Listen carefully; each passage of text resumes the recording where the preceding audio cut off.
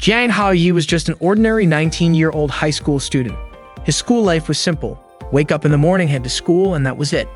Haoyi liked living this way, a peaceful life where no one paid him much attention. It felt free and calm, and he thought it would be enough if things stayed like that forever. One day, while Haoyi was in class studying, a beautiful girl suddenly entered his classroom. Her name was Jia Zitao. The male students were shocked by her unexpected appearance. Everyone wondered why Zitao had come to their class and couldn't help but admire her figure. Out of nowhere, Zitao grabbed Haoyi's hand while he was daydreaming. Haoyi was stunned and couldn't understand why Zitao was holding his hand. To his surprise, Zitao looked embarrassed. She placed Haoyi's hand on her stomach and declared that she was pregnant with his baby. Haoyi was dumbfounded. He couldn't comprehend what Zitao was saying. His classmates immediately erupted in anger, shocked that someone like Haoyi could have wronged a girl like Zitao. Cameras flashed as they took pictures of him, and some even called him a scumbag. Everyone was in disbelief that Haoyi could do something so outrageous. Zitao claimed that Haoyi's baby in her belly was already 3 months old and asked if he could feel it when he touched her stomach. Furious, Haoyi told her to stop talking as if it were true. He demanded to know who she really was and why she was claiming to be pregnant with his child since he didn't even know her. His classmates didn't believe his protests. They were livid and even threatened him. Desperate, Haoyi pleaded for a chance to explain, but Zitao cut him off. She told him there was no need to explain anything because she and their baby trusted him. Frustrated, Haoyi grabbed Zitao's hand and dragged her out, telling her they needed to talk somewhere else. News about Zitao's pregnancy quickly spread online, and Haoyi became the center of everyone's ridicule. Wherever he went, people followed him, calling him names and shouting insults. Haoyi had to hide just to get away from all the chaos. While he was hiding, Zitao suddenly appeared in front of him with a smile. She teased him, saying the baby in her belly told her that Haoyi's legs were short and he ran too slowly. She even warned him to be careful around her. Exhausted, Haoyi begged her to stop with the nonsense. That same day, the school broadcast system called for Haoyi to report to the teacher's office immediately. Feeling like he was in serious trouble, Haoyi told Zitao to wait for him on the rooftop. As he ran to the office, his classmates swarmed him, chasing him down the hallway. Strangely, Zitao watched from afar and thought Haoyi looked incredibly cool while being pursued. The students continued their chase, throwing objects at him to try and stop him. Confused about why they wouldn't let up, Haoyi spotted the janitor's cleaning supplies. Without hesitation, he grabbed a mop and stood his ground. The students laughed, mocking him for holding nothing but a mop handle. However, Haoyi threw the handle, knocking down several students in one hit. They groaned in pain, shocked by the unexpected attack. Haoyi argued that he was forced to do it since they wouldn't leave him alone. Suddenly, someone pulled him into the girls' restroom. It was Tang Suan, the sports captain, and her friends. They beat him up mercilessly. Suan demanded that Haoyi explain the news that had gone viral online. Haoyi insisted that he didn't know anything. Furious, Suan accused him of being heartless and not understanding her pain. Instead of responding, Haoyi's eyes drifted towards Suan's chest, and she punched him immediately. Annoyed, Suan reminded him that he used to call her by name when they were together, yet now he acted like he didn't know her. Her friends questioned why Suan never told them about Haoyi before. They were angry at Haoyi for making Suan cry and prepared to beat him up again. However, Suan stopped them, saying it was between her and Haoyi and they shouldn't interfere. Suan leaned down close to Haoyi, her voice suddenly soft and sweet. She told him to come clean about his relationship with Zitao, or she would do something much worse to him. Haoyi sat there, completely overwhelmed, unsure of how to escape the chaos surrounding him. Haoyi couldn't understand why Suan was doing this to him. Still, he insisted that he really wasn't close to Zitao. Hearing that, Suan hit Haoyi again. When the restroom door finally opened, Suan and her group walked out with Haoyi trailing behind them. Outside, the students were still waiting for him. Just as Haoyi stepped out, Lin Yuan, the smartest student in school, suddenly appeared, ran toward him, and hugged him tightly. Haoyi was bewildered, unsure of what was about to happen next. Yuan told Haoyi to come home with her because Xiao Hong and Xiao Ming missed him so much. Haoyi was completely confused. He had no idea who Xiao Hong and Xiao Ming were. Without warning, Yuan hit him with a book, calling him a traitor for cheating on her, even forgetting their 2 children. Just as Yuan was about to hit him even harder, Suan intervened, grabbing Yuan's hand in time. Suan declared that she was the only one allowed to do that to Haoyi. Annoyed, Yuan snapped back, saying that since the earth was formed, Hao Yi was destined to be hers. Students around them started snapping pictures of the argument between Yuan and Suan. While they were busy fighting, Hao Yi saw an opportunity and bolted. One of the students quickly noticed him escaping and alerted the others that Hao Yi was running away. Hao Yi ran for his life, but no matter where he went, people were chasing after him. With no choice, he dashed up the emergency stairs and headed to the rooftop. Zitao was already waiting for him there. Meanwhile, the students continued to chase him up to the roof, followed closely by Yuan and Suan. Yuan stopped abruptly when she saw Zitao standing there. Suan, on the other hand, demanded that Hao Yi explain everything immediately. Feeling overwhelmed, Hao Yi was cornered by everyone, especially those three girls. He didn't even understand what was happening anymore. Desperate, Hao Yi shouted that he didn't know any of the three girls. He walked all the way to the edge of the rooftop and threatened to jump off to prove his innocence. However, the crowd, already furious with him, charged forward to grab him. Left with no other choice, Hao Yi let himself off the building.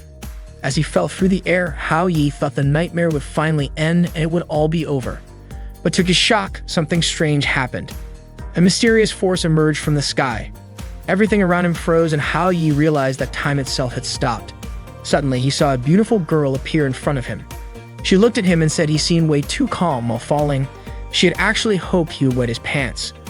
The girl introduced herself as the goddess of love and immediately asked Hao Yi if he had ever eaten a love chocolate. Confused, Hao Yi was thrown off by her words. He wondered if she was referring to a cake he had eaten before. He remembered seeing a piece of cake on the rooftop, possibly left there by someone. Since it would have been a waste to leave it, he decided to eat it. The goddess of love explained that the chocolate cake he ate had the power to make anyone fall in love. If Hao Yi ate it with a girl, then that girl would fall in love with him. Hao Yi was horrified as he realized he had shared the cake with the girls, and now they were all after him. He couldn't believe something so ridiculous was happening to him. Still in disbelief, Hao Yi asked himself if the goddess of love really existed in this world. But there she was, right in front of him as he fell from the rooftop. The goddess of love introduced herself as Mai Tata, explaining that she was still in training. Tata told Hao Yi he didn't need to thank her, and cheekily added that he should enjoy the happiness of being surrounded by women. Frustrated, Hao Yi snapped at Tata, yelling that his peaceful life had been completely ruined because of her. He told her that if he hadn't run away, he might have been killed, or worse, expelled and forced to become homeless. Hao Yi felt like his life was over.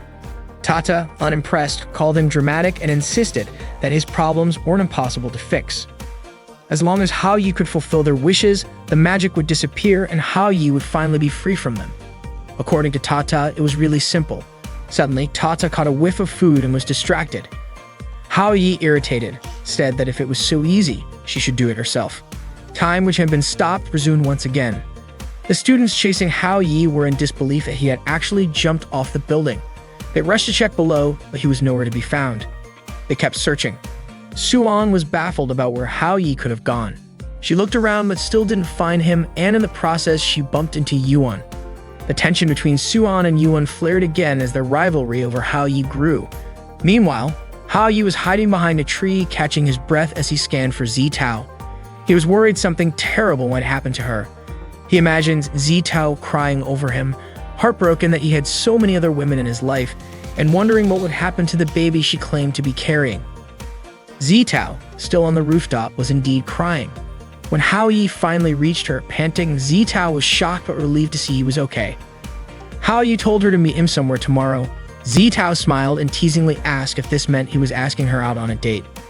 The next day, Hao Yi took Zitao to a hospital for a checkup. As they sat in the waiting room, people gave them judgmental looks. Some whispered about how kids these days had no self-control and caused all sorts of problems. Zitao leaned on Hao Yi's shoulder, and Hao Yi, staring at her, realized how cute she looked up close. Zitao asked him to take her to get the test results.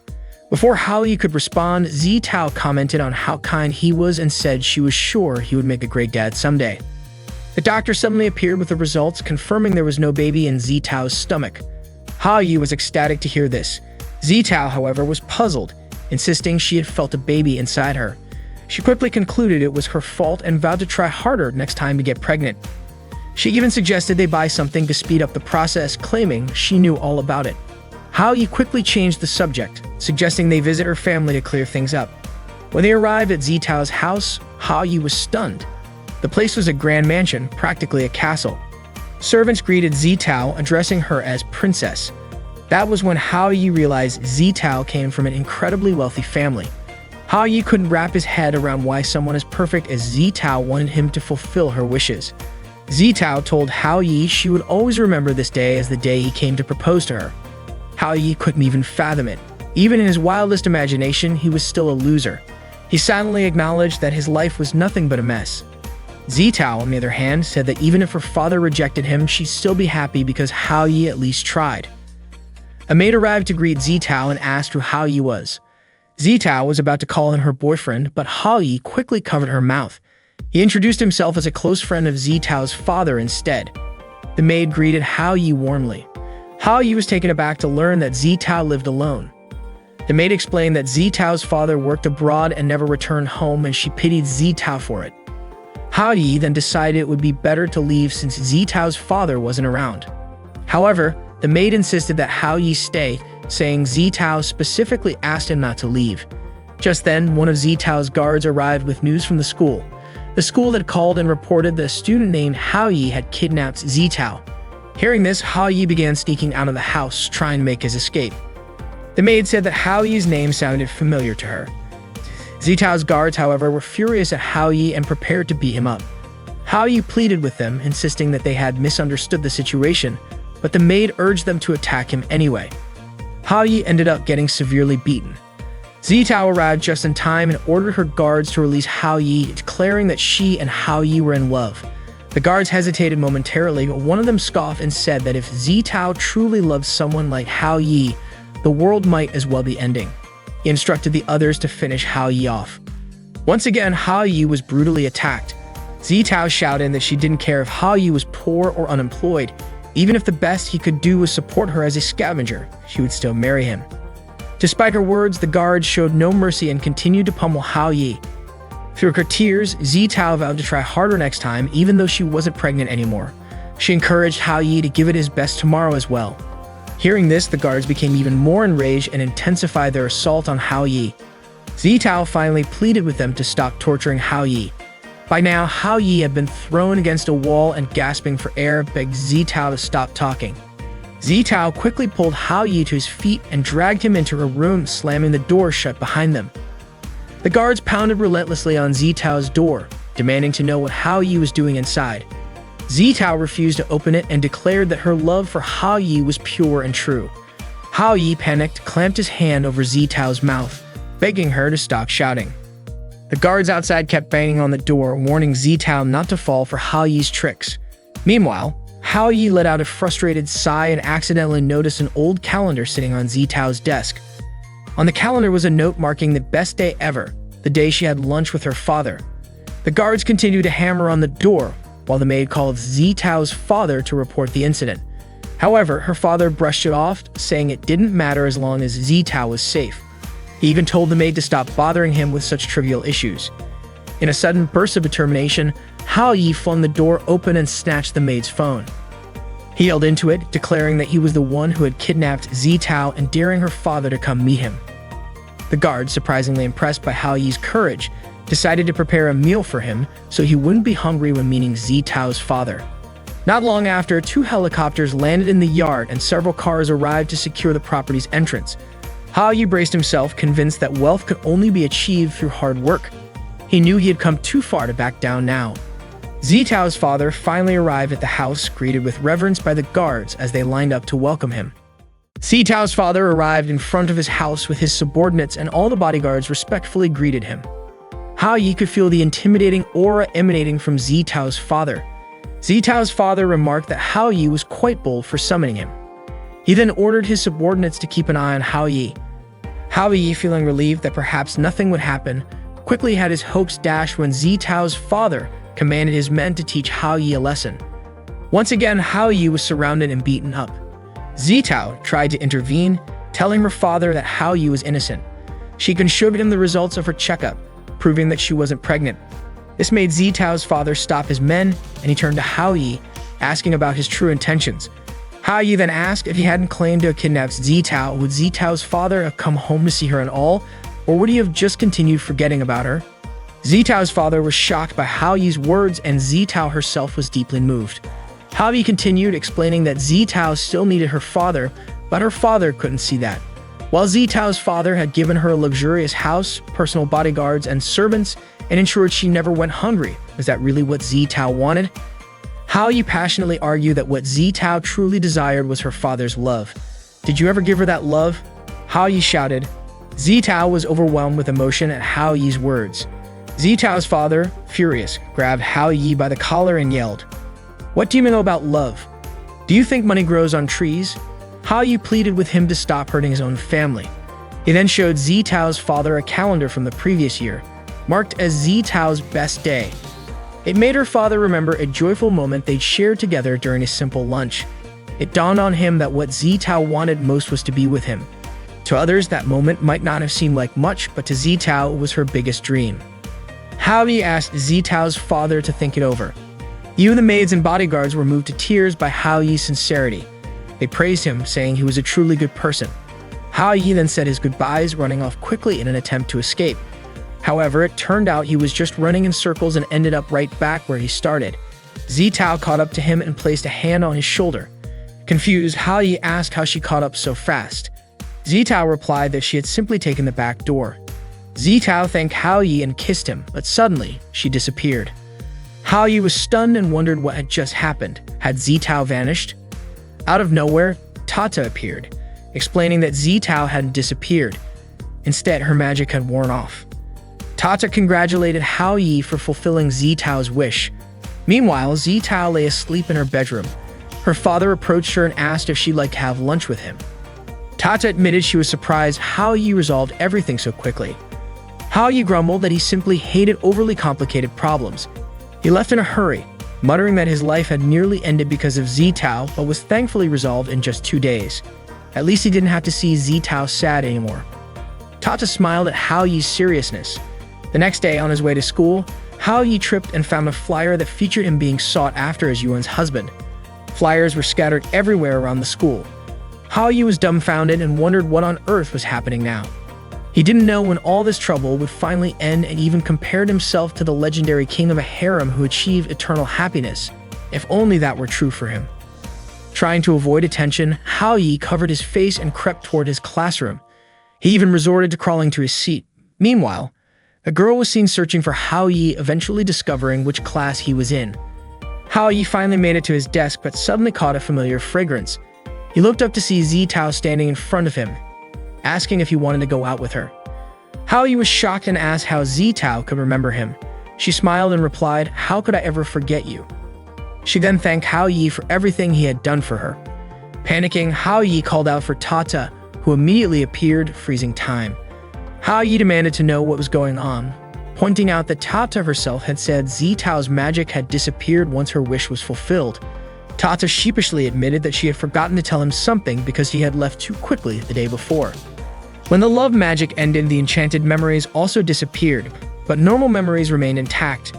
Everything that happened during those 2 days would not be forgotten by Zitao, which meant that whatever feelings Zitao had for Hao Yi came from her heart alone. Before Hao Yi could complain to Tata about all the trouble, Tata suddenly disappeared and time resumed as normal. Just as Zitao was about to ask why Hao Yi had mentioned Tata, Hao Yi quickly brushed it off, saying it was nothing important.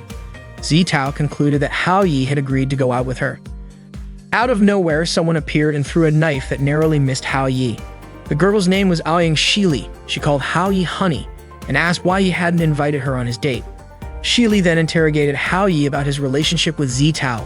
Terrified, Hao Yi stammered that it was all a misunderstanding. Shili, however, declared that she would clear up the misunderstanding herself. Without warning, she kissed Hao Yi fiercely on the lips, shocking their classmates, who shouted about how daring the two of them were. Shili then smugly asked Zitao if she understood now that Hao Yi belonged to her. Hao Yi, rendered helpless by Shili, desperately asked for help. Just then, Shili's mother appeared and smacked a bag into Shili's face, telling her to stop what she was doing. Shili, still recovering, asked what her mother was doing there. Her mother was stunned that Shili had traveled all the way from America just to see Hao Yi. Hao Yi nervously greeted Shili's mother, but both Shili and her mother immediately told him to be quiet. Shili's mother demanded that Shili return home, but Shili refused, boldly claiming that no one could stop her from being with Hao Yi. Shili's mother, clearly disapproving of her daughter's relationship with Hao Yi, insisted that Shili give up on him. The two began to fight right in front of everyone. Shili's mother easily won, leaving Shili lying on the ground completely defeated. The students wasted no time snapping photos of the spectacle. Shili's mother ordered her subordinates to take Shili away immediately. As she was about to leave, Hao Yi nervously asked if she was really going to take Shili back to America. Shili's mother simply replied, inviting someone and asking them to leave are two very different things. She then ominously advised Hao Yi to consider buying insurance. Terrified, Hao Yi muttered that his life might soon come to an end. As he turned around, Tata suddenly appeared in front of him, startling him. Frustrated, Hao Yi scolded Tata for sneaking up on him and told her not to pop out of nowhere like a ghost. Despite calling her sweet-looking like a goddess, he grumbled that her behavior was as scary as a ghost. From a distance, Zitao noticed Hao Yi seemingly talking to himself and wondered what he was doing. Curious, she approached him. Meanwhile, Tata asked Hao Yi if Shili had also eaten the magic chocolate. Hao Yi sighed, saying that Shili had always been like that, his scariest childhood friend. According to Hao Yi's parents, Shili and he had played together since they were babies, and they even went to the same grade school and middle school. Just thinking about it made Hao Yi's head hurt. Suddenly, Hao Yi felt someone behind him. Zitao, in a panic, tried to hide behind 3 leaves, which was of course useless because Hao Yi could still see her clearly.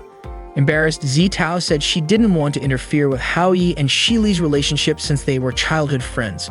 Gathering her courage, Zitao told Hao Yi to forget about their plans for tomorrow, but Hao Yi, confused, said he had forgotten to discuss the time and place for their meeting. Apologizing, he admitted he wasn't good at choosing locations and asked Zitao to let him know if she had a place in mind. Hearing that, Zitao smiled and walked away. Tata, watching everything unfold, commented that Hao Yi seemed to be starting to like Zitao after everything they had been through. Annoyed, Hao Yi shot back that it was all Tata's fault for setting this up in the first place. He warned Tata to stop following him and stormed off. Hao Yi made his way toward the school rooftop, trying to clear his head. But on the stairs, he bumped into Suan.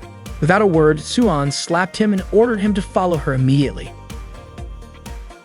Hao Yi ran into Suan on the stairs and Suan immediately slapped him. She coldly declared that their relationship was over. Hao Yi, unfazed, responded that he didn't care if they'd broke up and added that with such a harsh attitude, no one would ever like Suan. Furious, Suan stormed off, leaving Hao Yi stressed and frustrated. Tata appeared moments later, asking what had happened to Hao Yi in the short time she'd been gone. Hao Yi explained that he had just been slapped and dumped by Suan. Even though Suan's feelings were fake, suddenly being dumped like that still made him upset. Hao Yi then asked Tata why Suan had decided to break up. Was it because the problem wasn't resolved? Tata smirked and said that Hao Yi clearly didn't understand women. She explained that when most women ask for a breakup, it's usually a warning sign. Tata then disappeared before Hao Yi could respond, leaving him worried that something terrible might happen to Suan. He even wondered if she might be planning to hurt herself. Later that afternoon, Hao Yi saw Suan punishing a group of boys by making them do push-ups. They looked utterly exhausted, struggling to complete the hundreds of push-ups Suan demanded. She scolded them, saying they deserved this punishment for losing a bet to the girls. One of the boys begged for forgiveness, promising they wouldn't underestimate her again. Instead of forgiving him, Suan sprayed him with water. Tata and Hao Yi watched the whole thing from a distance. Tata remarked that Suan was truly oppressive, managing to stay completely unfazed despite just having broken up. Seeing how bad the situation was, Hao Yi decided he had to step in and save the poor boys. Tata teased him, pointing out that he could barely save himself. Hao Yi approached Suan, trying to reason with her. He told her that it was just a bet and there was no need to push them so hard. Suan scoffed, mocking Hao Yi for daring to confront her after what had happened between them. The boys cheered Hao Yi on, calling him their savior, but Suan quickly silenced them by spraying them with water again. In a panic, Hao Yi grabbed the water sprayer from Suan, but in the struggle, he accidentally sprayed her instead, soaking her completely. Frozen in fear, Hao Yi braced himself, convinced that Suan would kill him. But instead, Suan looked at him and said that he was far too kind and loved everyone too much. She finally realized why Hao Yi couldn't stay loyal. With that, Suan turned and walked away. The boys, now free from Suan's punishment, celebrated Hao Yi's arrival. They couldn't believe he had the courage to stand up to her, considering how terrifying she was.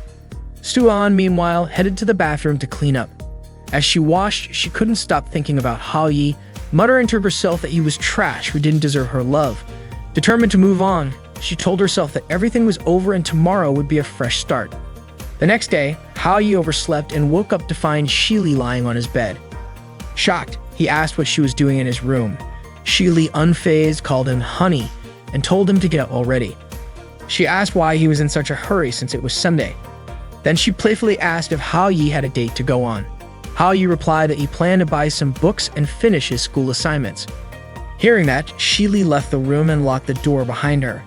Panicking, Hao-yi shouted that he didn't want to be trapped in his room on the day of his first date, but Shili calmly told him to relax and stay at home. In the living room, Shili ran into Hao-yi's parents. They asked where Hao-yi was, and Shili told them that he wanted to stay home and study. She also claimed that Hao-yi had asked her to buy some books for him. To ensure her plan worked, she asked them not to unlock Hao-yi's door. Hao-yi's mother, clearly suspicious, turned to her husband and said that their son was being seduced and asked why he wasn't advising him. Hao-yi's father shrugged it off, saying it wasn't such a bad thing to have a girl taking care of him. Annoyed, Hao-yi's mother compared him to Yun and scolded him for being so careless. Trying to change the subject, Hao-yi's father commented on how good the tea tasted. Meanwhile, Hao-yi pounded on his bedroom door, shouting for someone to let him out, but no one responded. Desperate, he climbed out the window and tried to sneak along the building's ledge. As he passed by the neighbor's window, the young child inside started crying and accused Hao-yi of being a pervert sneaking around. Hao-yi, exasperated, yelled back that he wasn't a pervert. He just needed to borrow their door to escape. Meanwhile, Zitao was still waiting for Hao-yi at the place they had agreed to meet. She had been waiting for quite a while and suddenly began to feel worried, especially since she couldn't stop thinking about the time Shili kissed Hao-yi in class the day before. She remembered how Shili had declared that Hao-yi belonged to her, and the fact that Hao-yi and Shili were childhood friends only made things worse. Zitao started to believe their meeting was no longer happening. Out of nowhere, Hao-yi came running toward her, apologizing for being late because of everything that had happened at home. Zitao smiled and said it was okay, adding that she had just arrived as well. She then invited Hao-yi to have some tea with her. Hao-yi didn't expect Zitao to invite him for something as simple as tea. He had secretly hoped that she called him out to confess her feelings. Zitao, on the other hand, felt nervous and unsure whether she should say something. She was completely flustered, not knowing what to say because it was her first time going on a date with a guy. Her heart was pounding so hard that she worried Hao-yi might notice. Suddenly, Hao-yi placed his hand on Zitao's forehead to check if she was sick because her face had turned red. Without realizing it, their faces were so close that they found themselves staring straight into each other's eyes. Surprised, they quickly pulled back. Hao-yi apologized and Zitao, blushing even more, said that she was fine. Both of them looked away awkwardly, trying to hide how embarrassed they were. Out of the blue, Hao-yi remembered that there was an anime and manga festival happening that day. He excitedly asked Zitao if she wanted to check it out with him. Hearing that, Zitao smiled brightly and agreed. Meanwhile, Shili returned to Hao-yi's room, bringing him the books she had promised. But when she got there, she found the room empty. Thinking that Hao-yi was playing hide and seek with her, Shili muttered that she wouldn't let him win. At the festival, there were tons of visitors gathered around taking pictures of 3 cosplayers. They were chatting in a way that sounded like they were mocking Soo-an. It seemed like they didn't like her very much. As Zitao and Hao-yi walked past, many visitors turned to stare at Zitao, captivated by her beauty. Zitao really wanted to hold Hao-yi's hand, but she couldn't bring herself to do it. Hao-yi also wished Zitao would hold his hand, and for a moment, he thought about taking the initiative himself. But the crowd was too overwhelming, and the moment never felt quite right. Suddenly, a group of people came rushing through, shouting Soo-an's name. The crowd was so frantic that they bumped into Zitao, who nearly fell. Thankfully, Hao-yi quickly caught her before she hit the ground. Hao-yi was shocked to see that all these people were flocking to take pictures of Soo-an, the same Soo-an who had dumped him just the day before. At the festival, Soo-an looked incredibly sweet and charming, completely different from the strong and brash version of her at school. When Soo-an turned around and noticed Hao-yi standing there, she froze in shock. She hadn't expected to see him at the festival. At the anime and manga festival, Soo-an was cosplaying when she suddenly spotted Hao-yi arriving at the event. She wanted to chase after him, but the large crowd of visitors taking pictures of her made it hard to get away. Eventually, Suan managed to approach Hao Yi and immediately asked why he came to the festival. Was it just to make fun of her? Out of nowhere, Zitao called out to Hao Yi, saying that the visitors at the festival were really scary. They kept taking photos, which made Zitao anxious. Suddenly, Suan noticed some of her sports club members at the festival, so she quickly grabbed Hao Yi and Zitao to move them somewhere else. In the middle of the situation, Suan had no choice but to flash a sweet smile at the visitors, calling out her name. The crowd nearly fainted from how adorable she looked. Meanwhile, Shili had just arrived at the festival entrance. She was carrying a sword, and the visitors were in awe, thinking she was a cosplayer because she looked so cool. However, Shili wasn't there for fun. She came looking for Hao Yi, knowing he couldn't escape her. Suan pulled Hao Yi and Zitao into a room to avoid being seen by her sports club members. Hao Yi teased Suan, saying he didn't expect her to enjoy cosplay and that it actually suited her. Suan got annoyed, snapping back that Hao Yi was still making fun of her. Hao Yi denied it, saying he wasn't mocking her, he was complimenting her. Suan then covered Hao Yi's mouth and grumbled that she wouldn't be hiding like this if it weren't for him. Hao Yi asked why she needed to hide since she looked cute. Hearing this, Zitao began to think that maybe Hao Yi had a thing for cat costumes. Suan then admitted that she didn't actually like doing this. Ever since she started school, the girls in their class were constantly harassed by the boys. At first, the boys were just staring at the pretty girls. But then two girls who weren't particularly attractive and were more muscular showed up. The boys immediately chased those two girls away. They didn't stop there. The boys continued to bully them, calling them ugly and claiming they were full of viruses. The two girls were insulted, splashed with water, and treated like trash. They ended up crying because they couldn't stand the bullying anymore. Seeing this, Suan was furious and immediately stepped in to teach the boys a lesson. She fought off the boys, which left the two bullied girls amazed. Suan then asked them if they didn't want to fight back. The two girls said Suan was incredible and that they wanted to follow her. From that day on, Suan protected the girls at school. Everyone started to see her as a role model, so she couldn't let them see her in cute outfits like this. If they ever did, they'd feel disappointed, thinking she was just messing with them. They would probably abandon her, leaving her completely alone. Hao Yi pointed out that even though Suan's intentions were good, she was still hiding her true self from others. He told her that she should show people who she really was instead of living in hiding like this. Suan shot back, saying someone like Hao Yi would never understand her feelings. She then called him a Capricorn and added that she absolutely hated him. Confused, Hao Yi asked what being a Capricorn had to do with anything. Suddenly, an announcement came over the loudspeaker saying that the 12th River City Women's Competition was about to start. Zitao quickly reminded them that the cosplay competition seemed like it was starting soon. However, Suan said it was pointless because the competition required 3 participants to enter. If they didn't have 3 people, they couldn't compete, which was why she always came alone to defend her title. But now she no longer had the right to participate. Zitao seemed to understand the situation and then came up with an idea. Since they needed 3 people, she suggested that she and Hao Yi join Suan to compete together. Suan was surprised that such an idea could work. However, Hao Yi thought it was impossible since he was a guy. But Suan didn't care. She immediately dragged Hao Yi to the dressing room to get him ready as a female cosplayer. While they were busy transforming Hao Yi, Shili spotted them.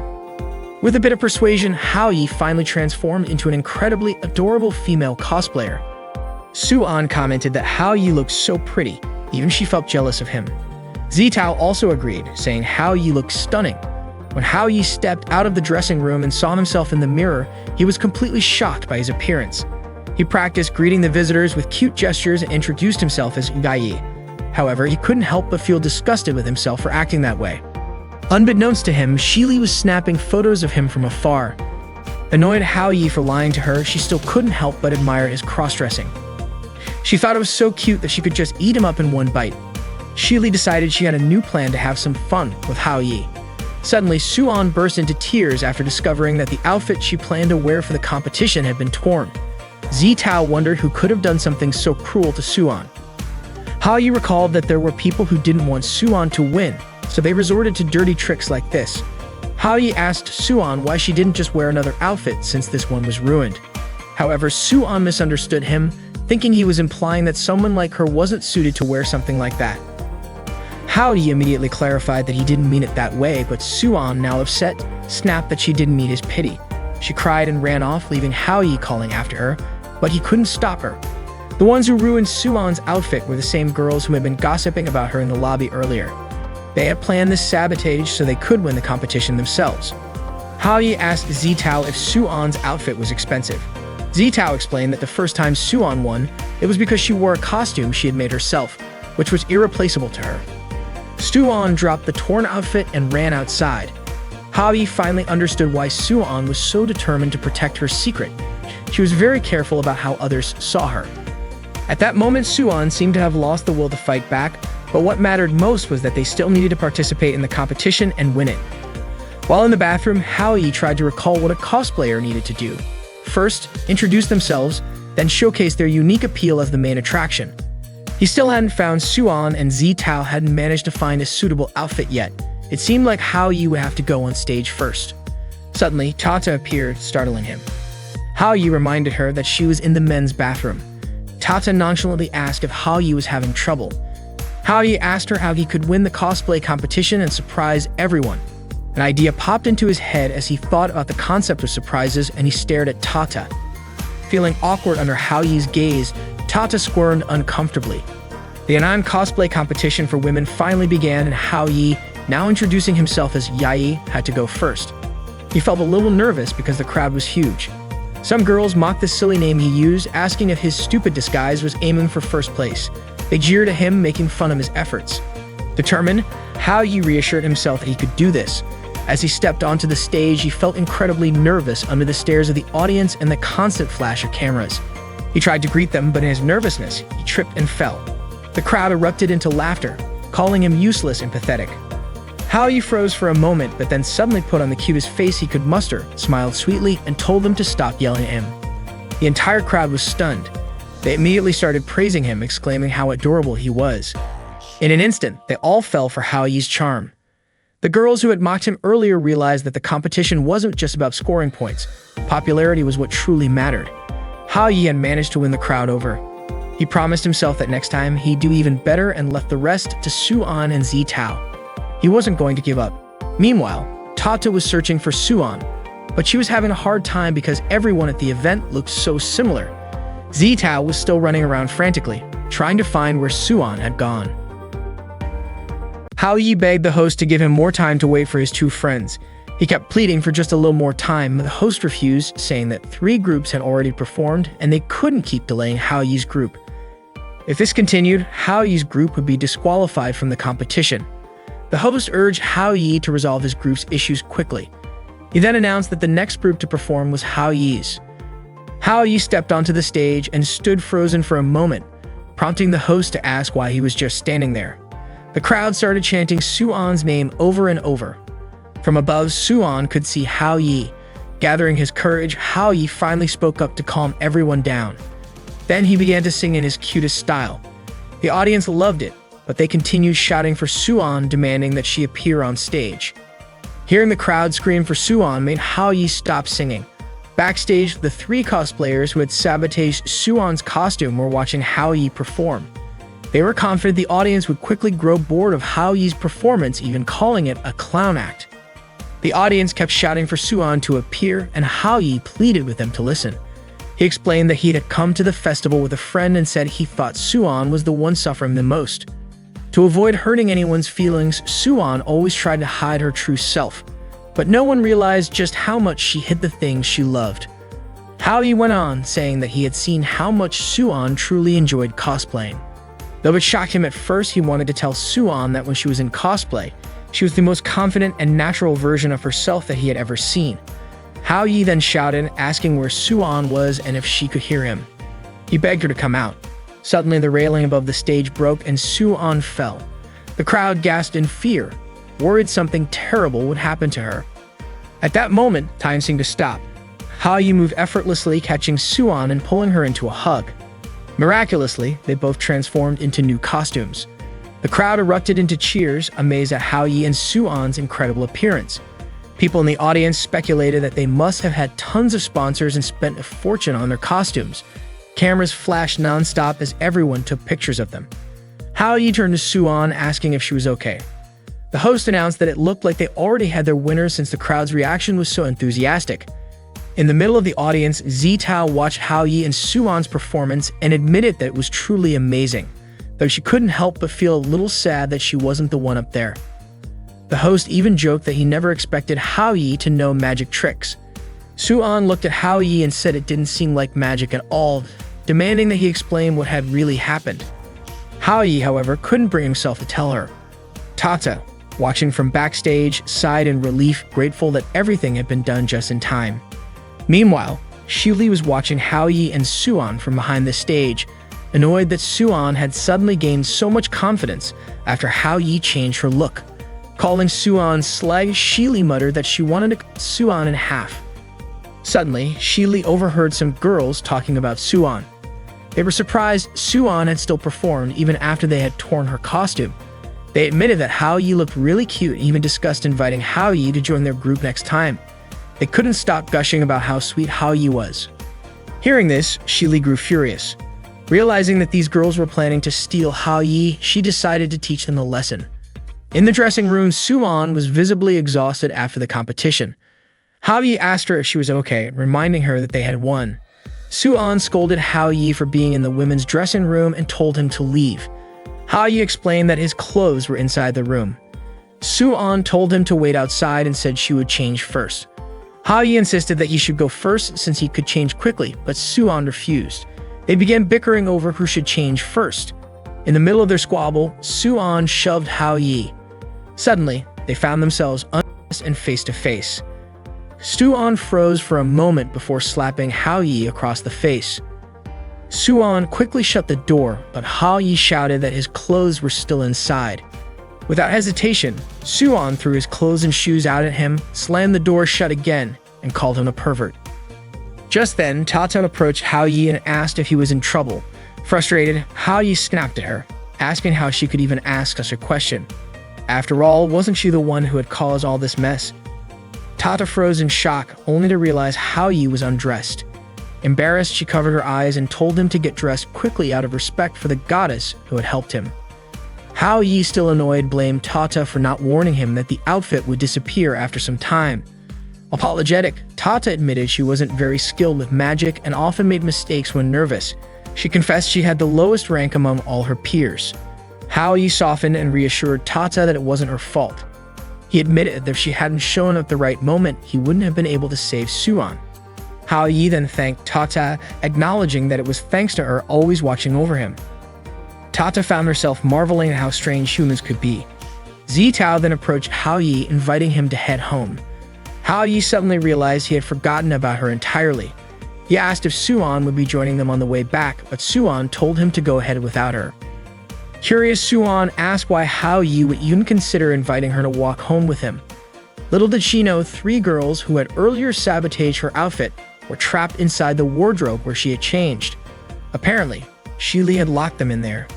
Meanwhile, Hao Yi only escorted Zitao as far as the station because he had something else to do. Zitao assumed it must be related to Suan. Before parting ways, Zitao thanked Hao Yi for walking her to the station, saying she had a wonderful day.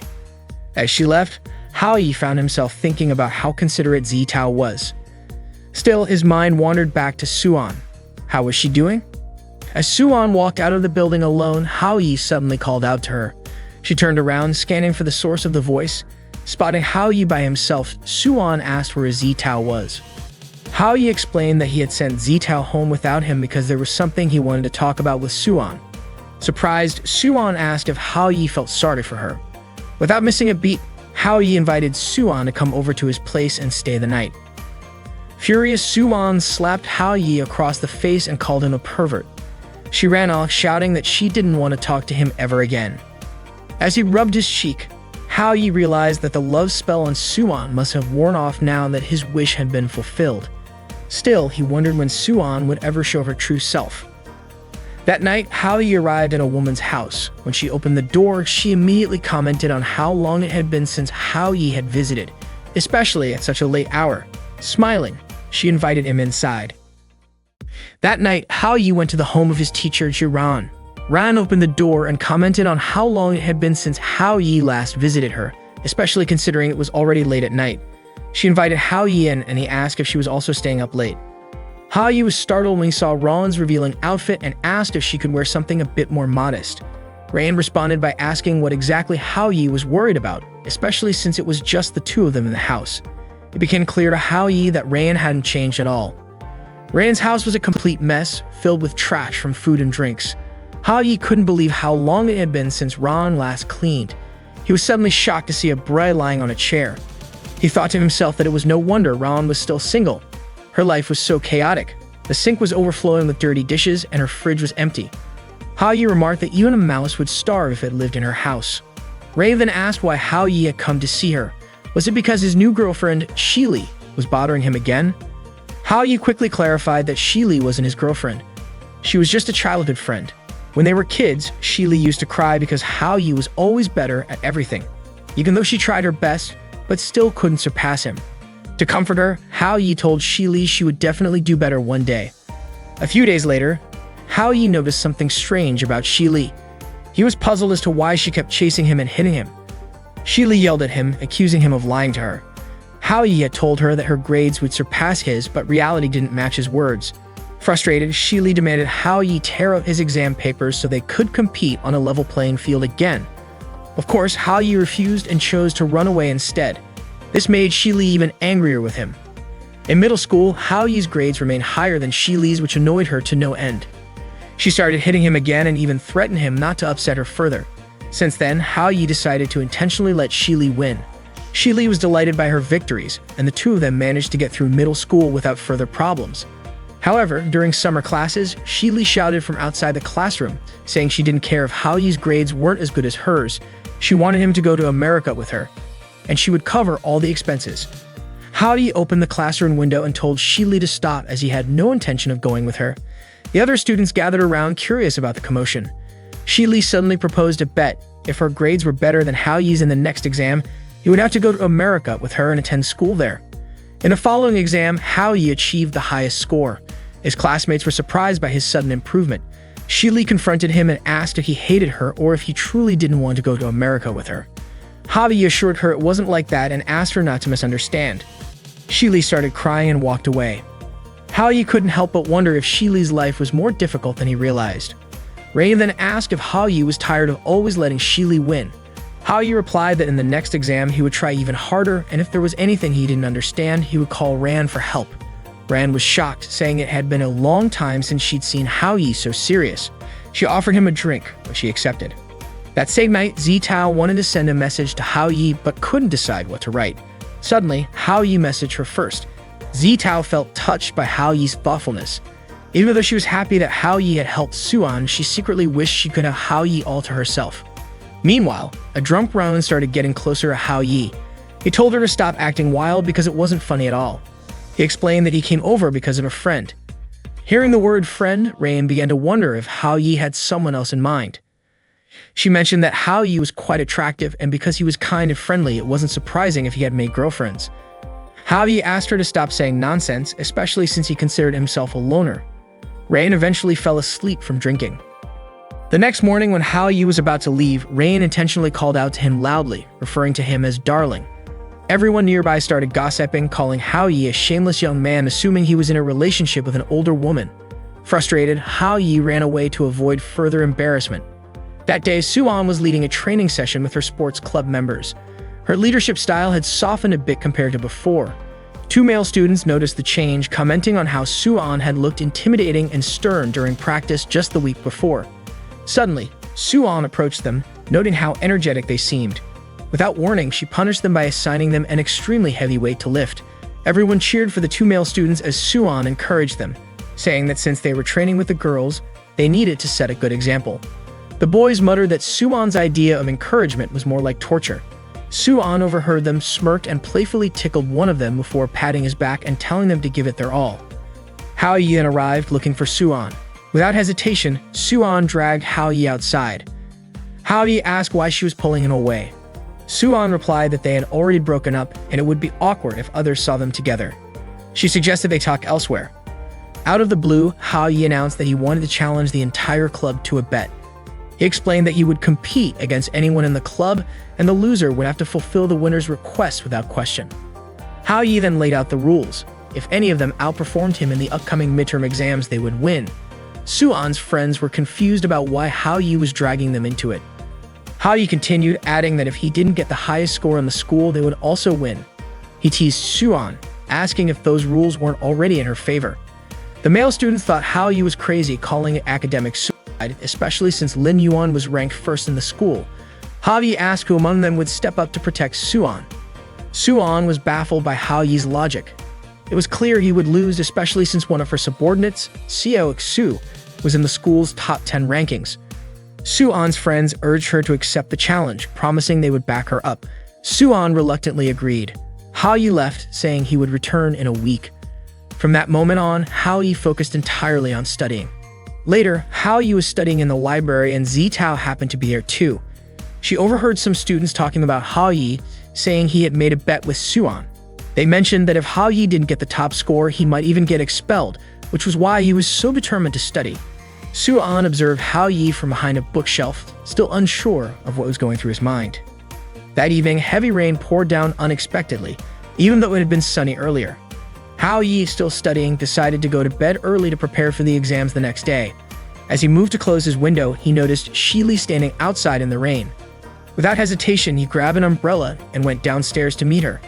Seeing Hao Yi, Shili ran toward him and hugged him tightly. She confessed that someone had insulted her again and asked if she was a disappointment despite her efforts to change. Hao Yi understood how Shili felt. He assured her that she wasn't a disappointment and embraced her, telling her to stop dwelling on negative thoughts. That morning, Hao Yi was on the train heading to school. Still groggy from the night before, he recalled how he had escorted Shili home. Shili's mother had thanked him, explaining that Shili had been unwell lately and she couldn't let her go to school alone. Meanwhile, Suan was washing her face, her mind wandering to thoughts of Hao Yi, when suddenly, one of her club members informed her that Hao Yi had just arrived at the school gate. Zitao approached Hao Yi, noting that he looked exhausted. Concerned, she asked if he was sure he could handle the exam in his condition.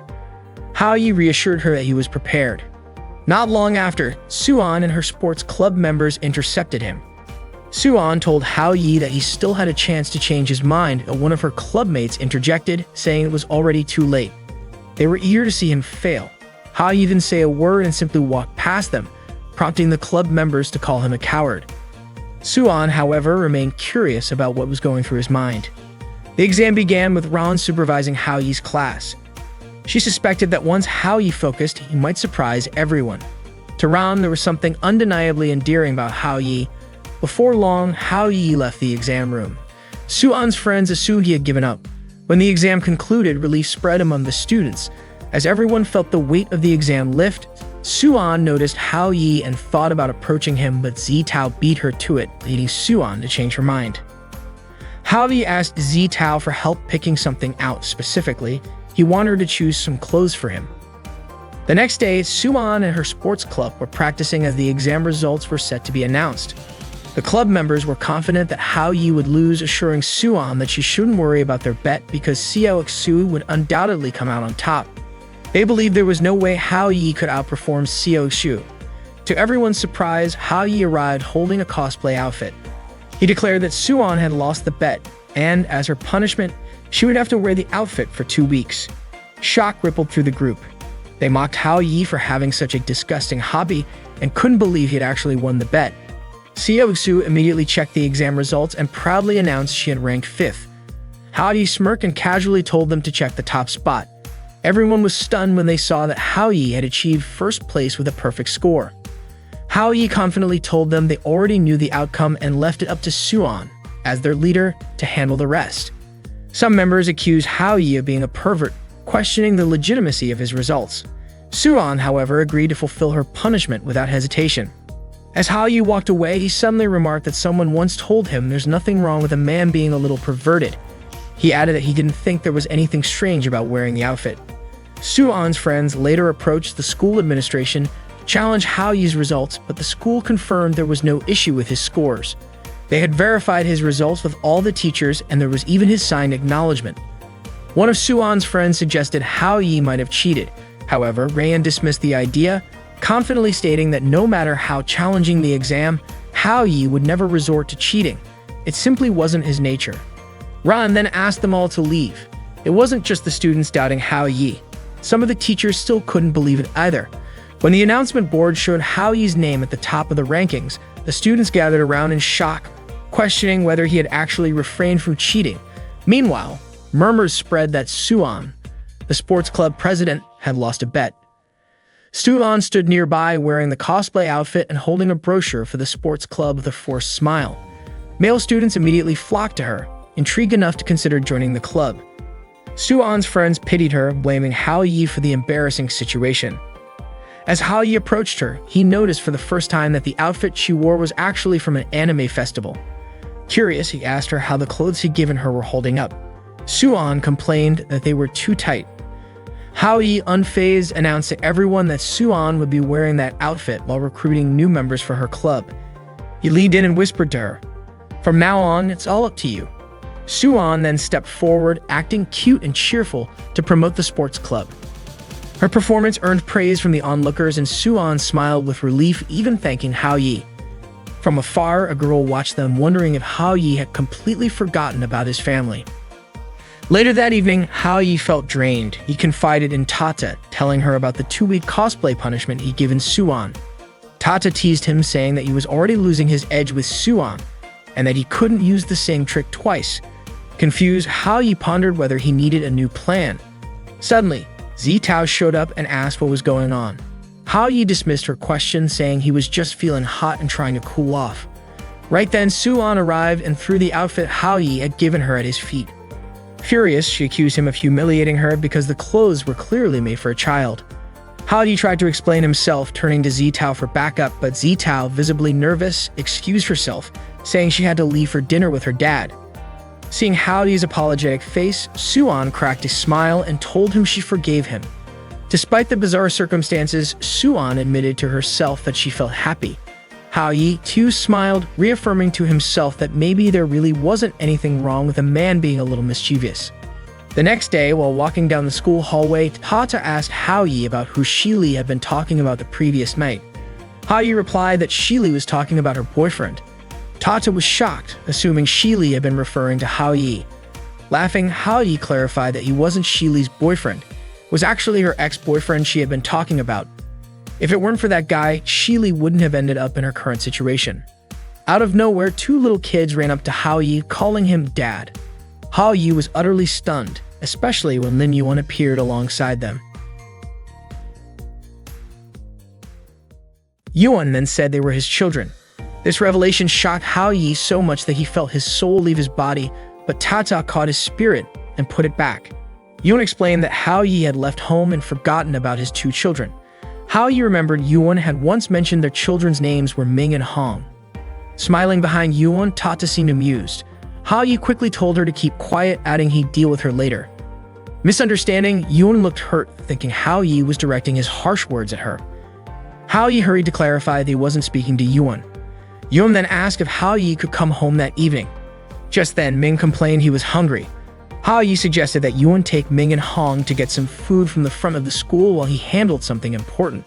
He promised to meet them at the school gate and asked the kids to call him uncle while in public.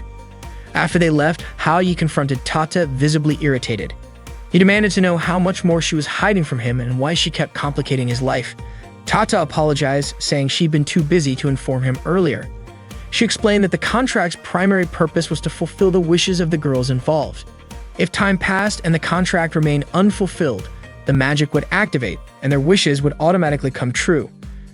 Hao Yi was baffled and frustrated, struggling to comprehend how such a ridiculous rule could exist. Worse, fulfilling these contracts seemed to be cutting his lifespan in half. Tata calmly said it wasn't as bad as it seemed, and in Hao Yi's words, could simply be considered delusions manifesting. Meanwhile, Yuan showed Ming and Hong the school announcement board, pointing out that their dad, Hao Yi, was ranked first, while Yuan herself was second. Hong praised both of them for being so amazing. Ming quickly reminded Hong to refer to Hao Yi as uncle, and Hong nodded, agreeing to comply. Yuan then received a phone call asking her to report to the office immediately. Before leaving, she instructed Ming and Hong to stay put and not wander off. The 2 kids promised to follow her instructions. However, as soon as Yuan left, Ming dashed off, announcing he would find Hao Yi. Hong, alarmed, chased after him. When Yuan returned and found her children missing, she panicked and ran to Hao Yi to inform him. Apologizing profusely, Yuan explained that Ming and Hong had disappeared while she was gone for a short time. Hao Yi reassured her, promising to search for them around the schoolyard. He asked Yuan to wait by the school gate, as the children might have returned there. Hao Yi assured her nothing bad would happen. Elsewhere, Zitao was strolling through the school grounds when she noticed Hong crying. She stopped and gently asked Hong why she was upset. Hong explained that she couldn't find her uncle. Zitao immediately offered to help her search, which made Hong light up with gratitude. Meanwhile, Ming had finished a canned drink and wandered into the school's chemistry lab. Imagining himself as a superhero, he accused the people inside of being villains who had kidnapped his dad. The lab workers, confused, told him to leave. But in Ming's mind, this was a battle against evil. He hurled marbles at them, one of which hit a chemical flask, causing a reaction. To Ming, this was a triumphant explosion signifying his victory. Afterward, Ming slid down the staircase railing, gleeful about his imaginary success. At the same time, Hao Yi was searching frantically for Ming. The school's operator spotted Ming on the CCTV and was shocked to see a child wandering around campus. They broadcasted an announcement about the child's presence, catching Hao Yi's attention. Two students walking nearby were discussing the announcement, and Hao Yi asked if they'd seen where the child had gone. They pointed him in a direction, and Hao Yi hurried off to search. Ironically, Ming passed right behind him while he was looking elsewhere. When Hao Yi heard the sound of a door closing, he quickly turned to look and realized it was the girls' locker room. Hesitating, he peeked inside, spotting Ming hiding under a table in the middle of the room where several girls were changing. Hao Yi wanted to go in and get Ming out, but he feared being attacked again for looking like a pervert. He even considered leaving Ming there, trusting that a little kid like him wouldn't do anything wrong. Suddenly, a hand tapped Hao Yi on the shoulder, startling him. It was Tang Xuan, who immediately demanded to know what he was doing sneaking around. Without waiting for an explanation, she punched him. Meanwhile, Zitao offered Hong a drink and learned that the uncle Hong was searching for was Hao Yi. This revelation delighted Zitao because it gave her another reason to approach him.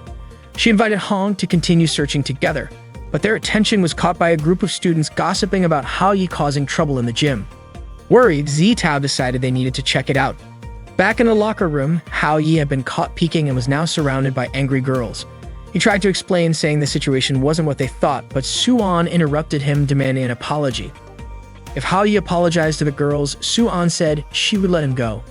Hao Yi begged them to hear his explanation, but the crowd wasn't interested. Just then, Ming appeared, declaring he would rescue Hao Yi. He ran into the room and pulled on Suan's clothes, startling her and causing her to hastily cover herself. One of the students pointed out that Ming was the child who had caused all the commotion. Hao Yi pleaded with the girls not to blame Ming and insisted they hold him accountable instead. Zitao and Hong arrived at the scene, and Hong immediately ran to Ming. A friend of Suan accused Hao Yi of being a voyeur and threatened to attack him. Hao Yi, forgetting his own predicament, tried to act like a hero for Ming. Suan told her friends to teach Hao Yi a lesson. While all of this unfolded, Yuan waited at the school gate until the dismissal bell rang. Hao Yi eventually showed up with Ming and Hong and Tao. Yuan immediately hugged the children, relieved they were safe. Hao Yi reassured her that there was nothing to worry about. They were fine.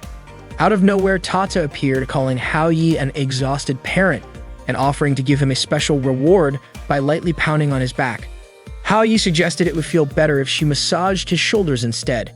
Hearing this, Yuan stood up and began massaging Hao Yi's shoulders, but Hao Yi quickly told her he wasn't asking her to do it. Hao Yi then told Yuan there was something important she needed to understand. He asked her to take a good look at Ming and Hong, who appeared to be around 7 or 8 years old. Yuan nodded. Hao Yi pointed out that neither of them was even 20 years old yet. He asked Yuan to think about the math. 20 minus 8 equals 12. It was impossible for him to have fathered those kids at 12 years old. But Yuan remained convinced that Ming and Hong were their children. Hao Yi couldn't understand how she could believe such a thing. Tata chimed in, explaining that it was the power of magic. Hao Yi demanded Tata undo the magic immediately, but she warned him that if she did, Yuan would lose her sense of self. Everyone interacting with Yuan had already fallen under the magic's influence, including possibly her family. Yuan, unaware of Tata's presence, asked who Hao Yi was talking to. Hao Yi brushed it off, offering to take her home.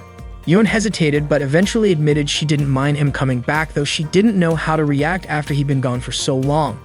Still, she thought it would be a good idea for him to come home. The group walked together to Yuan's house. At the door, Yuan knocked while Hao Yi nervously wondered if her family had been affected by the magic or not. When the door opened, a knife flew past, narrowly missing Hao Yi. Yuan, unfazed, asked her mother what she was cooking because it smelled delicious. Her mother, glaring sharply at Hao Yi, coldly said, "So you finally decided to come home." That evening, Hao Yi returned to Yuan's house, where he was greeted by a knife thrown by Yuan's mother. She angrily called him a scoundrel. The magic's influence had altered her memories. Hao Yi tried to address her as auntie, but Yuan's mother quickly corrected him, demanding he call her mother. She scolded Hao Yi for being away from home for several days, questioning if he'd forgotten how to properly address her, and insisted he say it again. Yuan's mother continued to berate Hao Yi, while Yuan tried to shield Ming and Hong's eyes from witnessing the scene. Yuan asked her mother to stop because Ming and Hong needed to finish their homework after dinner. Reluctantly, her mother backed down, told Hao Yi to come inside, and invited him to dinner. Hao Yi thanked her, almost addressing her as auntie again, but quickly corrected himself, calling her mother. It was Hao Yi's first time seeing Yuan's modest home. Yuan prepared dinner and warmly welcomed Hao Yi back. Meanwhile, in her room, Zitao was debating how to approach Hao Yi. She wanted to invite him on a date next Sunday, but couldn't muster the courage to ask him directly. She considered calling him, but worried it might disturb him, especially if he was already asleep. She also feared rejection if she brought it up. Zitao felt utterly confused about what to do. Back at Yuan's house, Hao Yi suddenly sneezed, a sign someone might be thinking about him. Yuan asked if he had caught a cold. Hong innocently suggested that Hao Yi would feel better if Yuan kissed him. Embarrassed, Yuan told the kids not to say such things and instructed them to finish their chores. While cleaning, Yuan and Hao Yi's hands accidentally touched, making them both feel awkward. Yuan's mother noticed the subtle interaction and announced that she was heading to her aerobics class at the plaza and would be back late. Ming asked Hao Yi for help with his homework, explaining that he had been trying to solve the problems every night.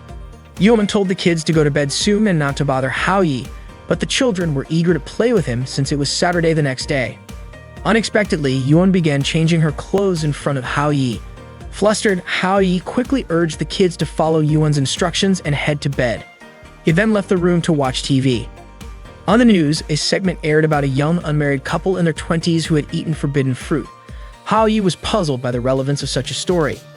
Yuan, now dressed in a revealing outfit, approached Hao Yi and suggested he rest since she doubted her mother would return that night. Hao Yi was startled and wondered if Yuan was implying he should share a bed with her. The thought overwhelmed him. Yuan apologized for the house being too warm and began fanning Hao Yi. Her kindness and gentle nature struck him, and for a brief moment, Hao Yi thought he'd be lucky if Yuan were his wife, but he quickly shook the thought from his head. Noticing Hao Yi suddenly banging his head, Yuan asked if he was uncomfortable staying at her house. As she moved closer, Hao Yi's heart raced. Just then, his phone rang, breaking the tension. Hao Yi told Yuan he needed to take the call. It was Zitao. She apologized for calling so late, asking if she was disturbing him. Hao Yi reassured her she wasn't and asked why she was calling. Zitao shyly asked if Hao Yi was free on Sunday and invited him to Heizu Amusement Park. Hao Yi agreed to the plan. Unbeknownst to him, Yuan had overheard the conversation and was standing right behind him. She asked what was going on. Startled, Hao Yi stammered that someone had simply asked him to return home. Yuan then asked Hao Yi to promise her that he would take the kids to Heizu Amusement Park on Sunday, since it had been a long time since they'd gone anywhere together. Hao Yi was confused because he had already agreed to meet Zitao on Sunday. He felt torn, caught between two conflicting thoughts. On one hand, he had to take care of the kids since they were supposedly his, and as a father, he couldn't neglect his responsibilities. On the other hand, Hao Yi realized that these children weren't actually part of his life, and he needed to make Zitao, the beautiful and wealthy woman, fall in love with him. That way, Hao Yi's position would dramatically rise to the top. His mind was racing back and forth between whether to spend the day with Yuan or with Zitao. In the end, Hao Yi decided to go with Yuan. Yuan, however, reiterated that they would be bringing the kids along. Meanwhile, Zitao was busy picking out an outfit for her date with Hao Yi. Suddenly, Hao Yi called her. He apologized for calling so late, but Zitao said it was fine since she hadn't gone to sleep yet. Hao Yi was about to explain his plans for Sunday, but paused when he remembered what Zitao's maid had said, that Zitao didn't have many friends and often felt sad being alone at home. Suddenly, Zitao started crying and said that if Hao Yi was too busy, he didn't have to come. Hao Yi immediately decided that he wouldn't be late and reminded Zitao not to be late either. Zitao smiled, and Hao Yi couldn't believe how those words came out of his mouth so naturally. As Hao Yi walked home, Yuan told him to be careful on the road. Hao Yi, walking home, was deep in thought, realizing he had to handle both situations at the same time. Sunday arrived. By 8:50 a.m., Hao Yi, Yuan, and the kids had already arrived at Haesu Amusement Park. Ming and Hong were really excited to see all the rides there. It wasn't long before the clock hit 9 o'clock a.m., marking the start of Hao Yi's operation. Ming asked which ride they would go on first. Hao Yi suggested they start with the Ferris wheel to get a view from the top.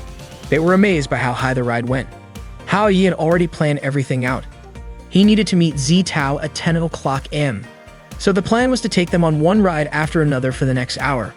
While riding the water wheel, Hao Yi got scared and accidentally hugged someone's leg, thinking it was a pole. The person turned out to be someone's boyfriend, and he got angry at Hao Yi for grabbing his leg. Hao Yi quickly let go. Yuan was upset and asked what Hao Yi had done in front of the kids. She immediately scolded him. When they got off the water wheel, it was 9:27 a.m., meaning Hao Yi didn't have much time left. Yuan asked if he was okay. Hao Yi reassured her that he was fine and suggested they continue with the next rides. They went on various attractions, spinning teacups, swings, roller coasters, and other extreme rides, until 9:53 a.m. After all those rides, Hao Yi felt really nauseous. Yuan asked if he was alright, but Hao Yi couldn't answer. He just covered his mouth and rushed to throw up. Suddenly, food started raining down on Hao Yi. Tata appeared and commented, saying life was short, so why was Hao Yi suffering like this? She said all the food was for him. Hao Yi, irritated, told Tata not to mess with him. Then, a watermelon fell on his head. Tata explained that she came to offer advice, but Hao Yi hadn't even thanked her. Hao Yi replied that he didn't have time to talk to her since he only had 10 minutes left and needed to meet Zi Tao. Tata asked if Hao Yi was sure about his plan and if he needed help. Hao Yi responded by saying Tata shouldn't underestimate people, and from then on, he just wanted to follow his lead. Hao Yi's plan was simple. At 9:53 a.m., he would sneak out of the souvenir shop. At 9:55 a.m., he would jump the fence from the alley to the plaza.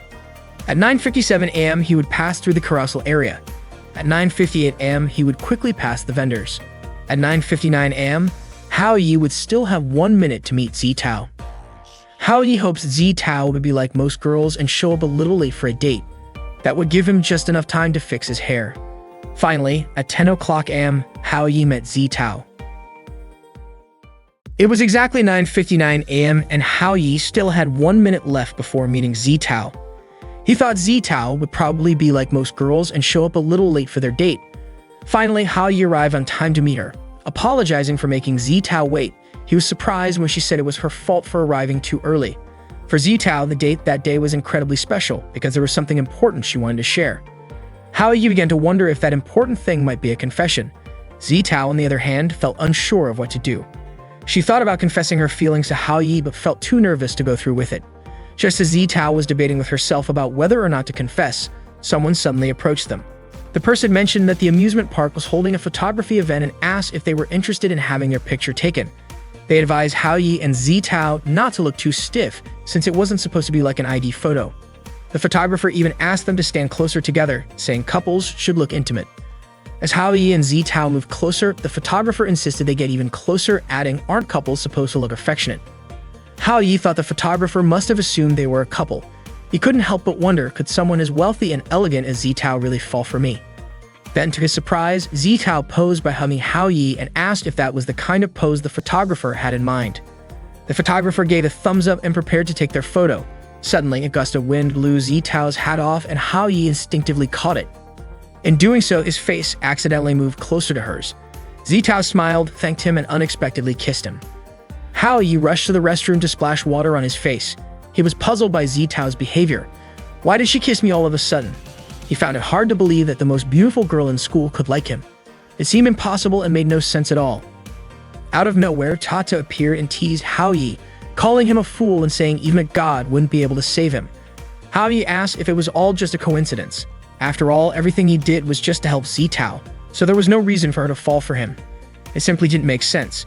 If it were true, then all the single guys in the world would be doomed. Hao Yi concluded it must be the effect of the chocolate cake. But Tata rolled her eyes and insisted that the chocolate had nothing to do with Zi Tao's actions. She called Hao Yi stubborn and reminded him she had explained everything to him before. Tata then asked, "Don't you realize all the girls are into you? All their affection is piling up and it's only a matter of time." Hao Yi suddenly remembered he was almost out of time.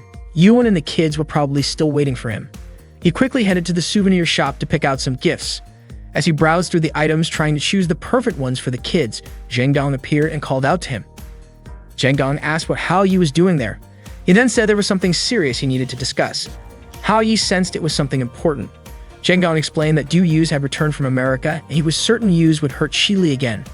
Zheng Dong declared that no matter what, he wouldn't let that happen. Hao Yi tried to calm him down, saying there was no guarantee things would turn out the way Zheng Dong imagined. Zheng Dong then surprised Hao Yi by saying he was entrusting Shi Li to him. Hao Yi protested, pointing out that Zheng Dong was the one who liked Shi Li, so he should be the one to handle it. Zheng Dong hesitated and explained he couldn't go because of his friend's wife, adding, "I'm not that kind of guy." He placed his trust in Hao Yi to look out for Shi Li. Just then, Hao Yi noticed Suan in the same store. He called out to her, and she asked why he was there. Hao Yi explained he was talking to his friend, but Suan's companion didn't believe him. They accused Hao Yi of being a pervert, insisting he must have been following Suan. Hao Yi denied it, trying to convince them it wasn't what they thought. Suddenly, Zitao called him. At that moment, Hao Yi found himself dealing with 3 women at once: Zitao, Suan, and Yuan. He was racking his brain over how to divide his time between them, especially since both Zitao and Yuan had been waiting for him for quite some time.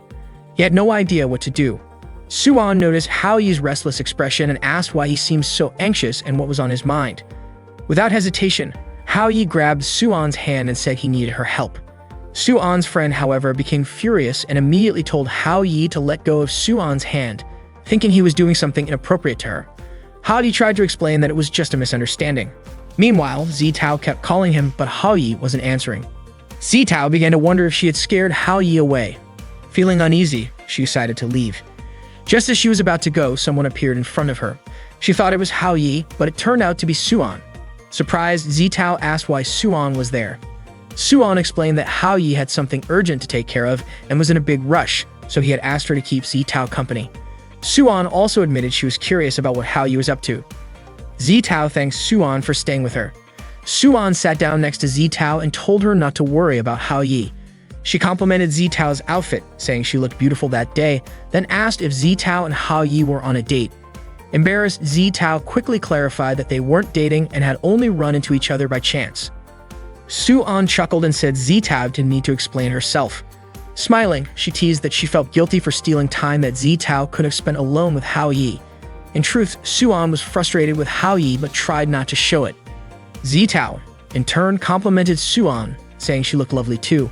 Suan dismissed the compliment, saying she wasn't dressed up since she was only there to relax.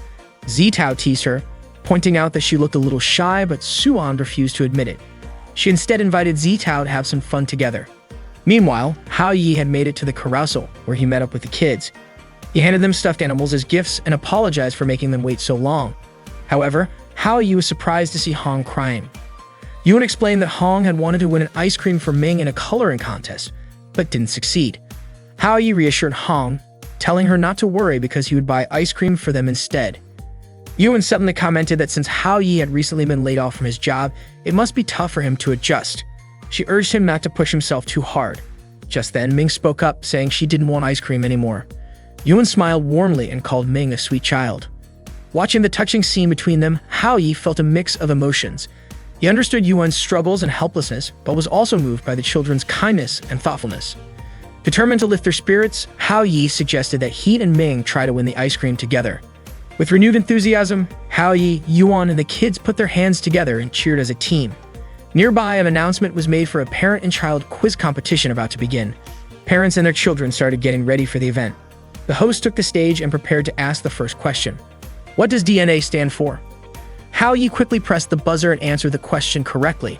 The next question was, how many dreams are described in the literary work Dream of the Red Chamber, a classic from the Qing dynasty? Hao Yi immediately gave the answer without hesitation. Other participants objected, claiming they hadn't even heard the full question before Hao Yi answered. Ming, however, beamed with pride, declaring Hao Yi was amazing. The other participants were puzzled when Hao Yi correctly answered a question about Cameroon being in the UTC+1 time zone. Han jumped for joy as Hao Yi continued to answer every question correctly.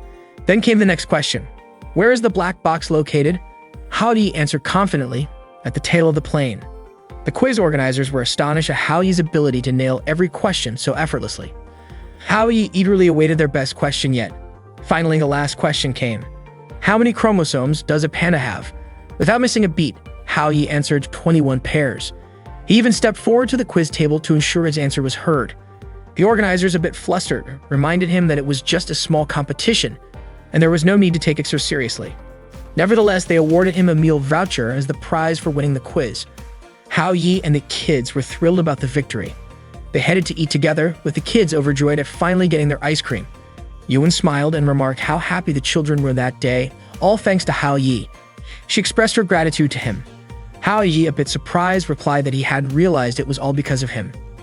Yuan continues, saying that even though Hao Yi was afraid of heights, he still took the kids on the Ferris wheel and roller coaster. Despite having no income, he worked hard to give the kids what they wanted. Hao Yi quickly told her not to say such things, as it was only natural for them to have fun. They were his kids after all.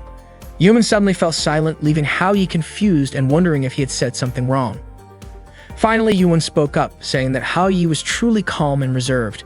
She commented that Hao Yi reminded her so much of someone else. Hao Yi doubted it was about an ex and thought to himself that this might be the perfect chance, right here and right now. Zitao and Suan spent time together at the amusement park at Hao Yi's request. Suan suggested they visit a store, but Zitao remained silent, looking downcast. Suan warned her that if she stayed gloomy, she'd leave her behind. She also mentioned that the outfit she was wearing was quite popular. Zitao apologized and then made an adorable cosplay-like gesture, which made Suan burst into laughter. By chance, they spotted Hao Yi with Yuan and the children. At that moment, Yuan told Hao Yi that she was taking the kids shopping. Hao Yi said he would catch up with them later. After Yuan left, Suan called out to Hao Yi and asked what exactly he was up to. Suan and Zitao dragged Hao Yi to the restroom, where Suan demanded an explanation. Suan tied Hao Yi up and began interrogating him, visibly annoyed because she felt Hao Yi was using her. She accused him of asking her to accompany Zitao just so he could spend time with Yuan. Hao Yi insisted that she had misunderstood him. He explained that his encounter with Yuan was purely coincidental. Suan wasn't entirely convinced because both she and Zitao had clearly seen Hao Yi with Yuan, whose eyes were red as if she had been crying. Holding a broom close to Hao Yi's face, Suan demanded that he tell her the truth about what had happened. Hao Yi explained what transpired at the cafe. He had asked Yuan why he had never heard her talk about her father. He told her she didn't have to carry all the burdens alone and admitted he had only just realized that Yuan came from a single-parent family. He pointed out how her mother worked so hard to support them and asked whether her father cared at all about his wife and children. Hao Yi also questioned whether her father sent any financial support, considering the family's situation, and if it was possible that he would never return to see her again. Yuan, visibly upset, slammed the table, startling everyone in the cafe. Hao Yi explained that he had only intended to catch her off guard to get her to open up. That way he could help her. But Yuan ended up crying, refusing to explain anything, perhaps because she wasn't ready to share. That's the real story, Hao Yi said. He admitted that he had only meant well for Yuan. Suan asked if he was telling the truth. Hao Yi nodded and insisted that he had never lied. Zitao expressed sympathy for Yuan and Suan agreed. She admitted she hadn't realized that Yuan was a single parent raising her two younger siblings, whom they had seen earlier. Suan remarked that Hao Yi's words about Yuan's father were like pouring salt on an open wound. She added that it must be incredibly tough for Yuan to take care of her siblings and wake up early every day. Hao Yi shouted, asking to be untied. Suan eventually let him go, acknowledging that Hao Yi's meeting with Yuan was a coincidence and that Yuan had genuinely needed help. However, she warned him that if he ever lied to her again, she wouldn't forgive him. Hao Yi agreed. Zitao urged Hao Yi to support Yuan and even offered to help if he needed anything. Hao Yi hurried off to catch up with Yuan. Later, while Suan and Zitao were at the cafe, Suan asked Zitao why she had let Hao Yi leave like that and whether she was okay with him being with Yuan. Zitao replied that Yuan was in a tough spot and that Hao Yi was determined to help her, so there was no point in holding him back.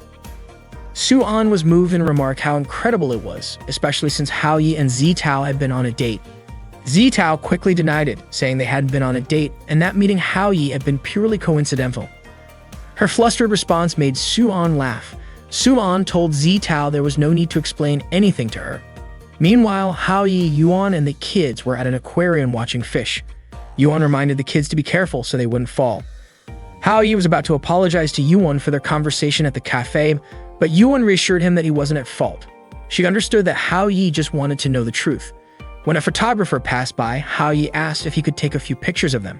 They ended up taking photos together. Ming and Hong were overjoyed that day. The photographer was surprised to hear the kids calling Hao Yi dad and wondered about his relationship with the girl he had seen him with earlier. Later, Hao Yi accompanied them back home. Yuan thanked Hao Yi for making the day so enjoyable for her and the kids. Hao Yi tried to apologize again, but Yuan told him not to blame himself. She knew his intentions were good. However, she asked him not to tell her mother about their earlier conversation. Hao Yi agreed. Yuan went inside and said goodnight to Hao Yi.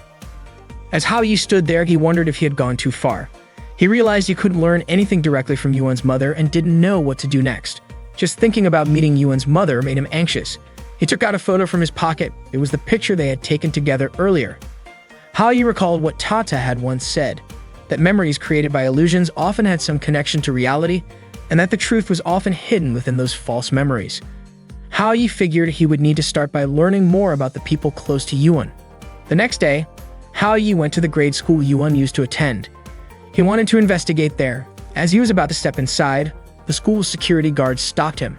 The guard said that not just anyone could enter the school and asked where Hao Yi was from. Hao Yi casually replied that he was just a young pioneer and tried to walk in. The guard chased after him, yelling at Hao Yi not to run. Hao Yi dashed through the hallways until he reached the teacher's lounge. Certain that Yuan's homeroom teacher would be there, he burst into the room and immediately asked if the teacher was present. All the teachers in the room glared at him.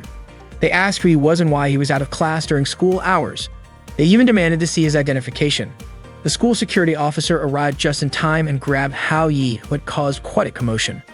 Hao Yi tried to explain that they had misunderstood him and that he was only looking for Yuan's homeroom teacher.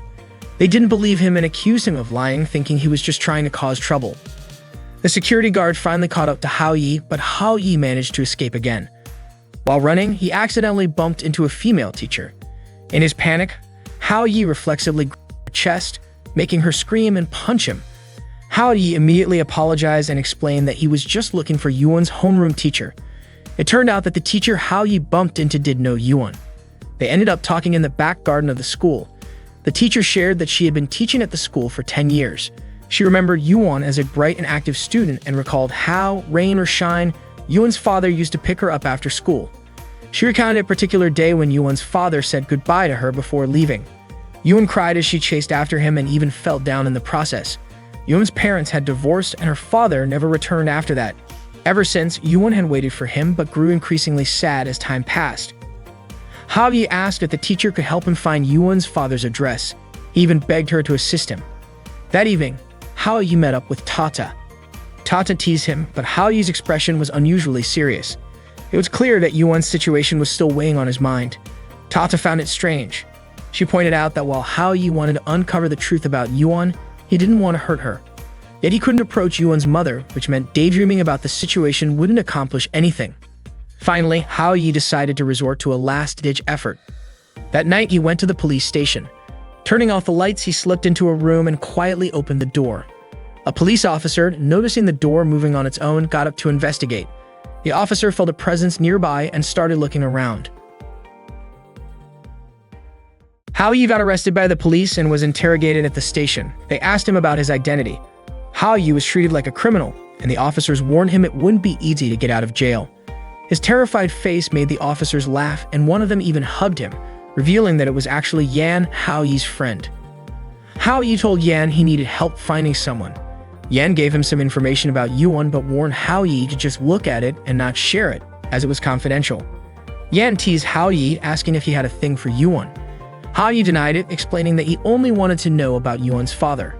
However, when Yan checked, there was no record of him. Yan suggested that Yuan's father might have moved to another country, which would make it much harder to track him down. Still, Hao Yi insisted he would keep searching. Yan promised to keep looking and let Hao Yi know if he found anything. As Hao Yi was leaving, Tata suddenly appeared. She joked that not many people could walk into a police station like that. She asked if Hao Yi was the son of a mafia boss or just some delinquent, mentioning how he once got beaten up by a mob. She even sarcastically asked if the food in jail was any good. Hao Yi, annoyed, scolded her, accusing her of just messing with him. He was fed up with her antics. When Hao Yi got home, he announced he was hungry, but his parents stayed silent. Sensing something was off, Hao Yi asked if a burglar had broken in. His father told him that a real man stays calm in every situation. Hao Yi joked, asking if his dad had lost all their money in the stock market. but his father said it was worse than that. He then told Hao Yi to prepare himself because someone was coming over that night. Hao Yi asked if it was a debt collector and suggested they call the police. Just then, Shi Li walked in, asking why Hao Yi wanted to call the cops. Hao Yi was stunned to see her. Shi Li said she hadn't seen him in a while and asked if he missed her. Without waiting for an answer, she grabbed Hao Yi and pulled him to his room. Hao Yi begged his parents for help, but instead, his dad grabbed his hand and told him it was time to test his strength. Hao Yi, shocked, thought he was being rescued, but his dad let go and Shi Li dragged him into the room. In the room, Shi Li said she couldn't wait any longer. Hao Yi, confused, asked what she was planning. Shi Li hugged him and said they would play horsey that night. Panicking, Hao Yi screamed for his parents, but they didn't intervene. Desperate, he excused himself to the bathroom and told Shi Li to go to sleep first. After spending 3 hours in the bathroom, he returned to find Shi Li sound asleep. Watching her, Hao Yi thought she looked beautiful when she was calm. Suddenly, Shi Li mumbled his name in her sleep and Hao Yi couldn't help but smile. It reminded him of their grade school days when Shi Li had given him a lunchbox she made. She said it was meant for the 6th grade class president, but she gave it to Hao Yi out of pity. Right after handing it over, she left. That memory was a sweet one for Hao Yi. With morning approaching, Hao Yi decided it was too late to sleep, so he stayed up. While staring at a photo from an amusement park trip, he began wondering what Yuan was doing. Though he felt tired, he found himself enjoying the moment for some reason. Maybe that's how Yuan felt about being a parent. At 4 a.m., Yan called and told Hao Yi he had found information about Yuan's father, Lin Yujia, and even got 20 phone numbers. Just as Hao Yi was about to leave, Shi Li hugged him and asked what he was doing making calls in the middle of the night. Hao Yi didn't know when Shi Li had woken up, but she started trying to take off his pants. The next morning at school, Hao Yi was still groggy since he'd only slept for 2 hours. Suddenly, Shi Li greeted him and said that last night was so much fun, adding that they should continue on the bed tonight. Everyone in the class stared at them in shock.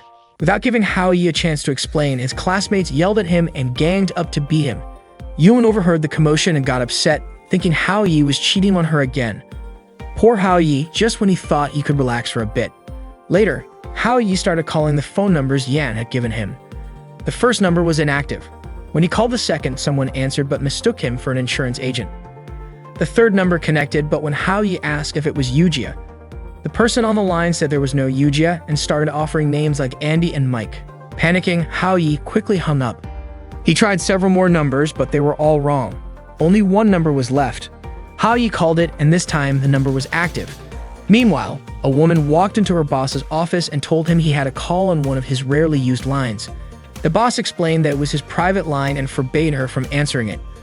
Hao Yi waited, confused as to why no one was picking up, and eventually fell asleep. After school, Hao Yi tried calling the last number again, determined to keep trying until someone answered. At that time, Yujia was at a supermarket and his phone was ringing. People around him pointed it out, prompting Yujia to finally answer. Hao Yi asked if this was really Yujia. Yujia replied by asking who Hao Yi was and how he got his number.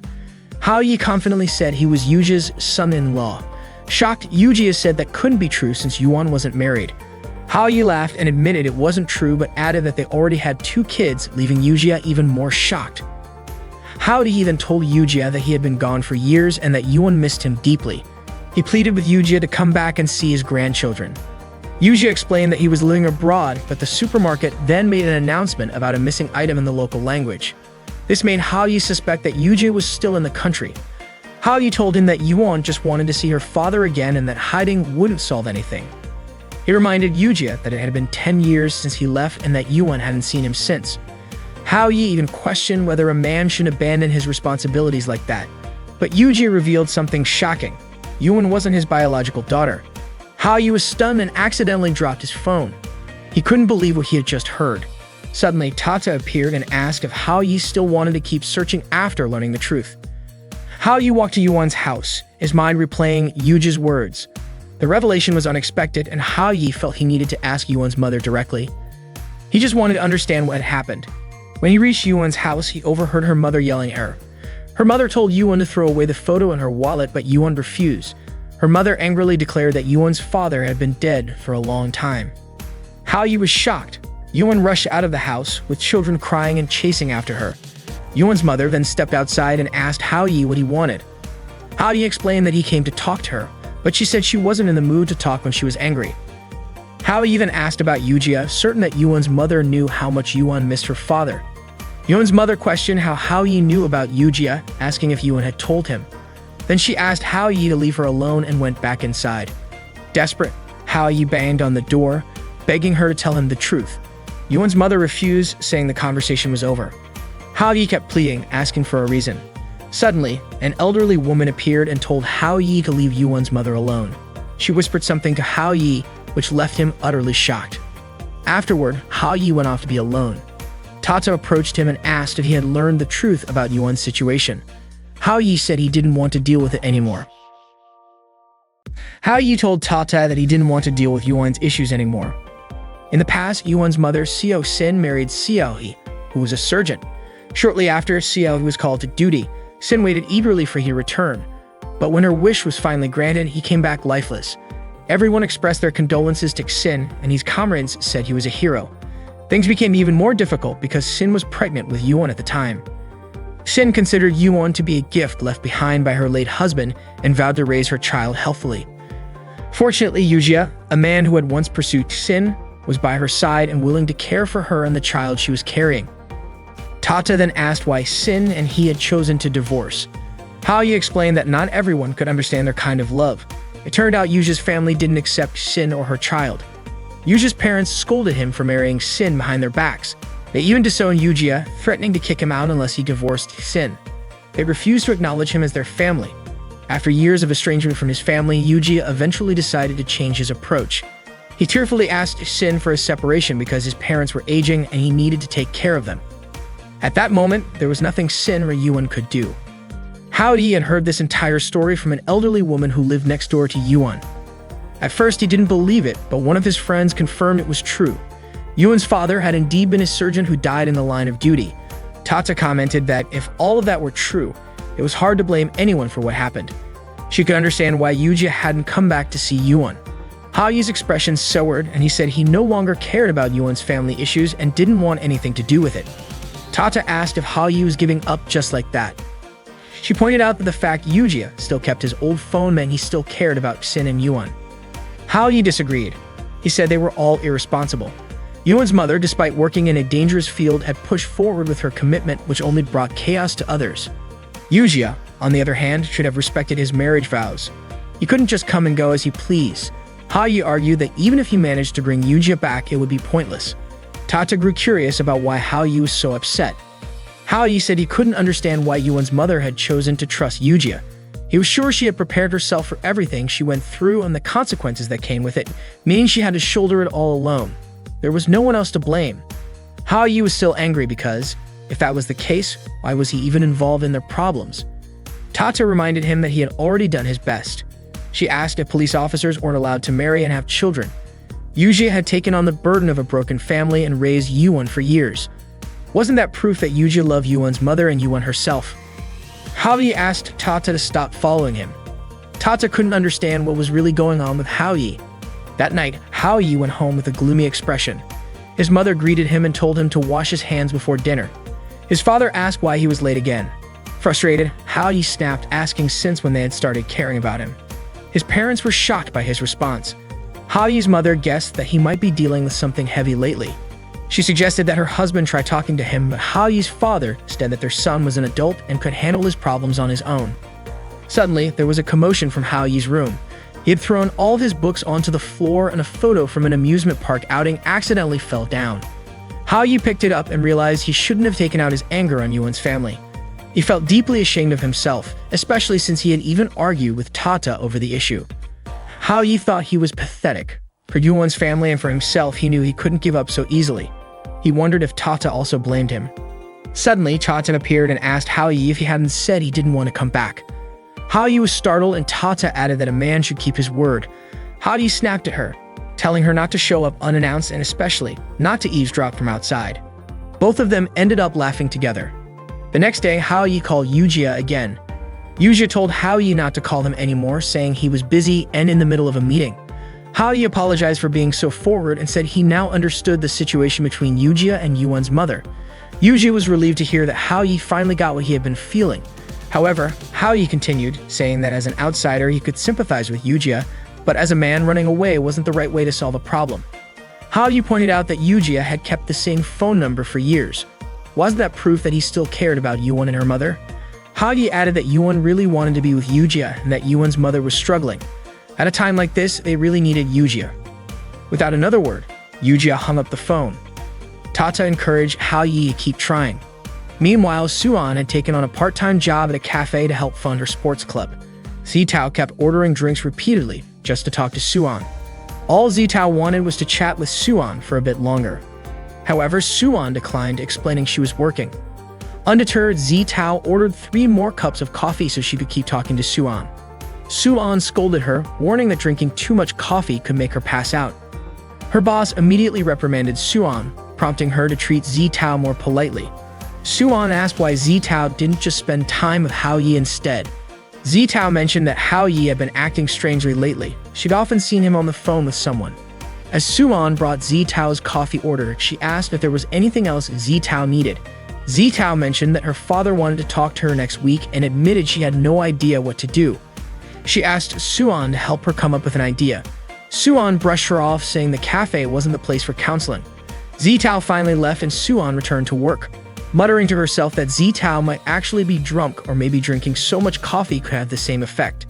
The next day, Ha-yi tried calling Yujia again, but the number couldn't be reached. Ha-yi guessed Yujia was upset about being constantly contacted. Tata remarked that despite all the calls, Yujia hadn't blocked Ha-yi's number yet, so maybe he didn't mind as much as he let on. Ha-yi then asked Tata if no girls had come to bother him during the 2-week summer break. He wondered if the magic had worn off, or if only 3 of them had eaten the cake. Tata teased him for hoping too much. She explained that under normal circumstances, the love magic followed certain boundaries, meaning it only worked within specific areas or moments. Ha-yi mused that if he kept everyone together, no one else could bother him. He got excited, calling it a brilliant idea. However, Tata quickly shot him down, saying she wouldn't let him do that. Ha-yi couldn't go against the system. Ha-yi didn't care, claiming he enjoyed spending time with the kids. He decided to go out and invite Yuwon and the children to paint some landscapes. Tata couldn't understand Ha-yi's behavior. He had previously sworn not to care about Yuwon anymore, but now he suddenly wanted to spend time with her and the children. That afternoon, Ha-yi and Yuwon went to the children's school to pick them up. Ha-yi invited them to go to the park, and the kids were thrilled, imagining all the butterflies and caterpillars they might see there. As they were crossing the street, a reckless car suddenly hit Yuwon. Medical personnel quickly arrived to assist the accident victim and transported her by ambulance to the hospital. Suan was shocked when she received news of the accident. The ambulance sped past a car carrying Zitao and her father. Inside the car, Zitao's father asked if there was anywhere she wanted to visit during the summer vacation. He mentioned that in September, her grandfather would be celebrating his birthday and many prominent guests were expected to attend the party. However, he added that her grandfather had said it might be better if Zitao didn't attend. Zitao's father explained that her grandfather was getting older and probably wouldn't change his perspective on certain things. He apologized for not being able to take her. Zitao replied that she wasn't looking forward to going back to their old home anyway, and that as long as her father was with her, she felt content. She also mentioned that she was already happy that day. Zitao's father apologized again, saying he had caused her a lot of suffering that year, but he promised to make everything better from then on. Zitao noticed how much her father had changed and softened. He told her that all parents deeply love their children. Suddenly, Zitao received news about the accident and rushed to the hospital immediately. Meanwhile, Yujia was still at his office, staring at a photo of himself with Yuwon and Sin. One of his employees reminded him to go home, but he insisted on staying. Out of nowhere, the phone rang. Someone informed him that Yuwon had been hit by a car and was being rushed to Heizhou Hospital. If Yujia didn't hurry, it might be too late. Panicking, Yujia quickly left his office. The elevator took too long, so he used the emergency stairs. As he rushed down, he recalled Yuwon's promise to wait for him until he returned. Determined, Yujia resolved to get there no matter what. Since there were no flights to Heizhou until the next day, Yujia had no choice but to drive there. At the hospital, Suan and Zitao stayed by the patient's side as she was taken to the operating room. The patient was suffering from severe bleeding and needed immediate surgery. Meanwhile, Yujia drove as fast as he could, praying for one more chance with Yuwon. While the patient was in surgery, Suan and Zitao anxiously waited outside. When the doctor emerged, they immediately asked about the patient's condition. Around the same time, Yujia arrived at the hospital. He hurriedly asked a nurse about the high school girl who had been hit by a car. He explained that her name was Yuwon and that she was his daughter. However, the nurse said there was no record of a patient by that name. She speculated that Yujia might have mistaken her for someone else. Frustrated, Yujia decided to search for her himself. He ran into a doctor who had just finished surgery and asked for Yuwon's location. The doctor directed him to a patient's room, but when Yujia entered, it was empty. Devastated, Yujia broke down, convinced he'd lost the chance to see Yuwon again. As he cried in the empty room, he regretted lying to Yuwon and wished he could apologize. Suddenly, Yuwon appeared, surprised to see Yujia standing before her. Though her memory was foggy, she recognized him as her father. Yuwon ran into Yujia's arms, sobbing. She had waited so long for him, and now he had finally come to see her. Meanwhile, Haoyi began to regain consciousness. It turned out that during the accident, he had managed to push Yuwon out of the way of the speeding car, causing her glasses to fall off. However, Haoyi didn't have time to get out of the car's path himself, and his body was thrown onto the street. Tata managed to stop the car from running over him. Haoyi remembered the incident clearly. Zitao asked if he was awake and whether he still felt any pain. Suan accidentally removed the support bandage on Haoyi's injured leg, causing him to lose consciousness again. Haoyi found himself in another dimension, alone but surrounded by a sense of warmth. Hong and Ming approached him, calling him Dad. They came closer, relieved to see Haoyi was okay. Hong handed Haoyi a drawing she had made of their time together. Haoyi told her it was beautiful. Hong hugged Haoyi and thanked him with all her heart. Hong told Haoyi that they would always miss him. The magical power keeping them there would soon fade, and they would disappear as well. Hong and Ming cried, knowing they had to part ways with Haoyi. Ming asked Haoyi to promise that he and Yuan would live happily from that moment on. Even though Hong and Ming would vanish from the world, they assured Haoyi they would still watch over him and Yuan. With tearful goodbyes, they bid farewell and disappeared. Haoyi woke up, calling out for Yuan. Yuan smiled when she saw Haoyi regain consciousness. Haoyi told her that she looked more beautiful with glasses and promised to buy her a new pair once he recovered. A month passed and Haoyi was finally discharged from the hospital. He was deeply grateful for his recovery. Feeling optimistic, Haoyi stepped outside, certain that good fortune was ahead. However, his first step landed in something unpleasant. He stepped on dog poop. Suddenly, Shili arrived and immediately hugged him tightly. She had come to pick him up, reassuring him that he would be safe with her. Haoyi was annoyed because Shili's overly tight embrace almost sent him back to the hospital. Confused by his reaction, Shili pointed out that she had gone to the hospital specifically for him, yet he seemed ungrateful. Before Haoyi could respond, Zitao showed up, also there to pick him up. Moments later, Suan and Yuan arrived for the same reason. Haoyi couldn't believe his luck or perhaps misfortune as the girls approached him. Feeling a sense of impending trouble, Haoyi braced himself. Shili stepped forward, stopping the other three girls from getting closer. She declared that Haoyi was her husband and vowed not to let anyone take him away. Zitao scoffed, pointing out that Haoyi couldn't be her husband because they weren't married. Suan demanded that Shili step aside. Sensing the determination of the other girls, Shili decided to challenge them all. Meanwhile, Haoyi felt that the situation was spiraling out of control and started to back away slowly. Taking advantage of the chaos, Shili managed to distract the other girls and, when they weren't looking, escaped with Haoyi in her car. Haoyi was utterly confused about what had just happened. As he tried to comprehend the situation, he realized that Shili's bodyguards had captured him, tied him up, and thrown him into the car. Furious, Haoyi accused Shili of kidnapping him. Shili calmly admitted it without hesitation. Haoyi began shouting for help, calling out Tata's name. Elsewhere, Tata had completed her mission involving Yuan and was now free to take a break. Although she wasn't promoted to the position of a formal love goddess, she was satisfied and looked forward to her time off. Curious about Haoyi, Tata wondered what he might be doing at that moment. Haoyi might seem calm on the surface, but she suspected his heart was deeply moved. Reflecting on the time they had spent together, full of struggles and frustrations, she felt that the beautiful moments outweighed everything else. Love isn't a feeling that can be controlled, but precisely because of that, it holds the power to inspire hope for the future. Just then, Tata noticed a commotion nearby. A crowd was desperately trying to stop a girl from jumping off a building. The girl was yelling angrily, calling Haoyi a jerk. Mai Tata was a love goddess training, and due to her magical mistake, a student named Haoyi ended up with romantic troubles involving the girls at his school. To atone for her mistake, she had to stay close to Haoyi and uncover the big dreams of each girl to erase the effects of her magic. Tata loved snacks, and at that moment, she was at a supermarket looking for her favorite treats. Suddenly, a little boy saw her and ran toward her. He accidentally tripped over Tata's clothes and almost fell, but Tata quickly froze time to save him. She helped the boy and then grabbed some snacks from the shelf before placing a swimming ring around his waist. When time resumed, Tata had already disappeared from the supermarket, leaving the boy safely landing on the ground. Confused, the boy tried to process what had just happened and realized the fairy he had seen was gone. As Tata walked along the street, she noticed a couple arguing. She decided to bring peace and love back to their relationship. However, the magic she cast accidentally shocked the man so badly that he was left scorched. She tried casting another spell, but it backfired again, and the girl left the man entirely. Tata couldn't understand why her magic kept failing. Meanwhile, Zitao was being chauffeured to Hao Yi's house. She was hopeful that Hao Yi would be happy to see her. At the same time, Suan was running toward Hao Yi's place, and Shili was also heading there. Shili, remembering how Hao Yi had escaped when she had locked him in a room before, vowed to make sure he couldn't get away this time so she could take care of him for the rest of his life. On her way, Shili crossed paths with Suan. Recognizing Suan as the girl who had flirted with Hao Yi during the animation festival, Shili asked if Suan was also heading to see Hao Yi. Zitao then arrived and greeted both Suan and Shili, acknowledging them as Hao Yi's childhood friends.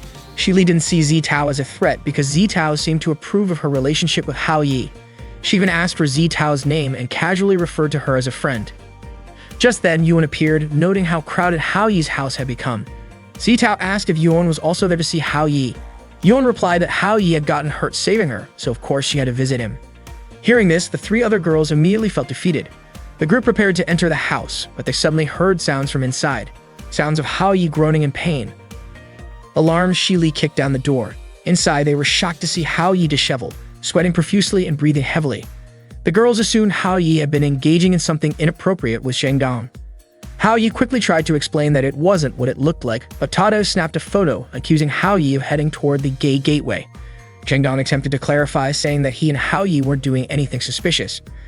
Shili, however, immediately threw a knife at Zheng Dong, narrowly missing him. Zheng Dong explained that he had only been applying ointment to Hao Yi. Zitao asked if Hao Yi had rejected her because he actually liked men. Yuan then questioned why Hao Yi wasn't saying anything. Hao Yi wanted to explain but was cut off when Suan angrily hit him. She called Hao Yi a pervert, saying he was even worse than she had thought. Shili, annoyed that Suan had struck Hao Yi, swung her sword at Suan. However, Suan's large chest managed to block the attack. Feeling the softness of Suan's chest, Shili began to wonder if Hao Yi preferred girls with large breasts like Suan. To calm the situation, Hao Yi handed them water, but it was clear that Suan and Shili dislike each other. Yuan then mentioned that she had made soup for Hao Yi. Unbeknownst to her, the other three girls had also prepared soup for him. Hao Yi could already imagine the suffering he'd endure from being forced to eat all their soups. Shili proudly declared that she had made rib bone soup with berries. Not to be outdone, Suan boasted that she had prepared pork liver and spinach soup, which was excellent for replenishing blood and promoting good health. Zitao said she didn't know much, but she had only made seafood soup. When she opened her dish, it looked incredibly luxurious, featuring abalone and shark fins. The girls were amazed by Zitao's extravagant creation. Yuan remarked that if this were a test, they had all failed. After a fracture, eating high-protein food is not ideal because it burdens the digestive system. Instead, what's needed are fiber-rich vegetables and fruits, making a soup of fibers, vegetables, and tofu the perfect combination. The girls argued about whose food Hao Yi should eat. Toto and Yuan, Hao Yi's neighbors, came over asking about the delicious aroma they had smelled. Hao Yi then had an idea. He stopped the girls' argument by claiming he had already eaten all the soups. Hao Yi hurried to change his clothes, asking Zheng Dong for help. It turned out that Tato, Yuan, and Zheng Dong had eaten all the soups under the table. While choosing clothes for Hao Yi, Zheng Dong commented on how terrifying Hao Yi's harem was, even dragging him into its chaos. Zheng Dong advised Hao Yi not to think too much about others and said that Shili worried him the most.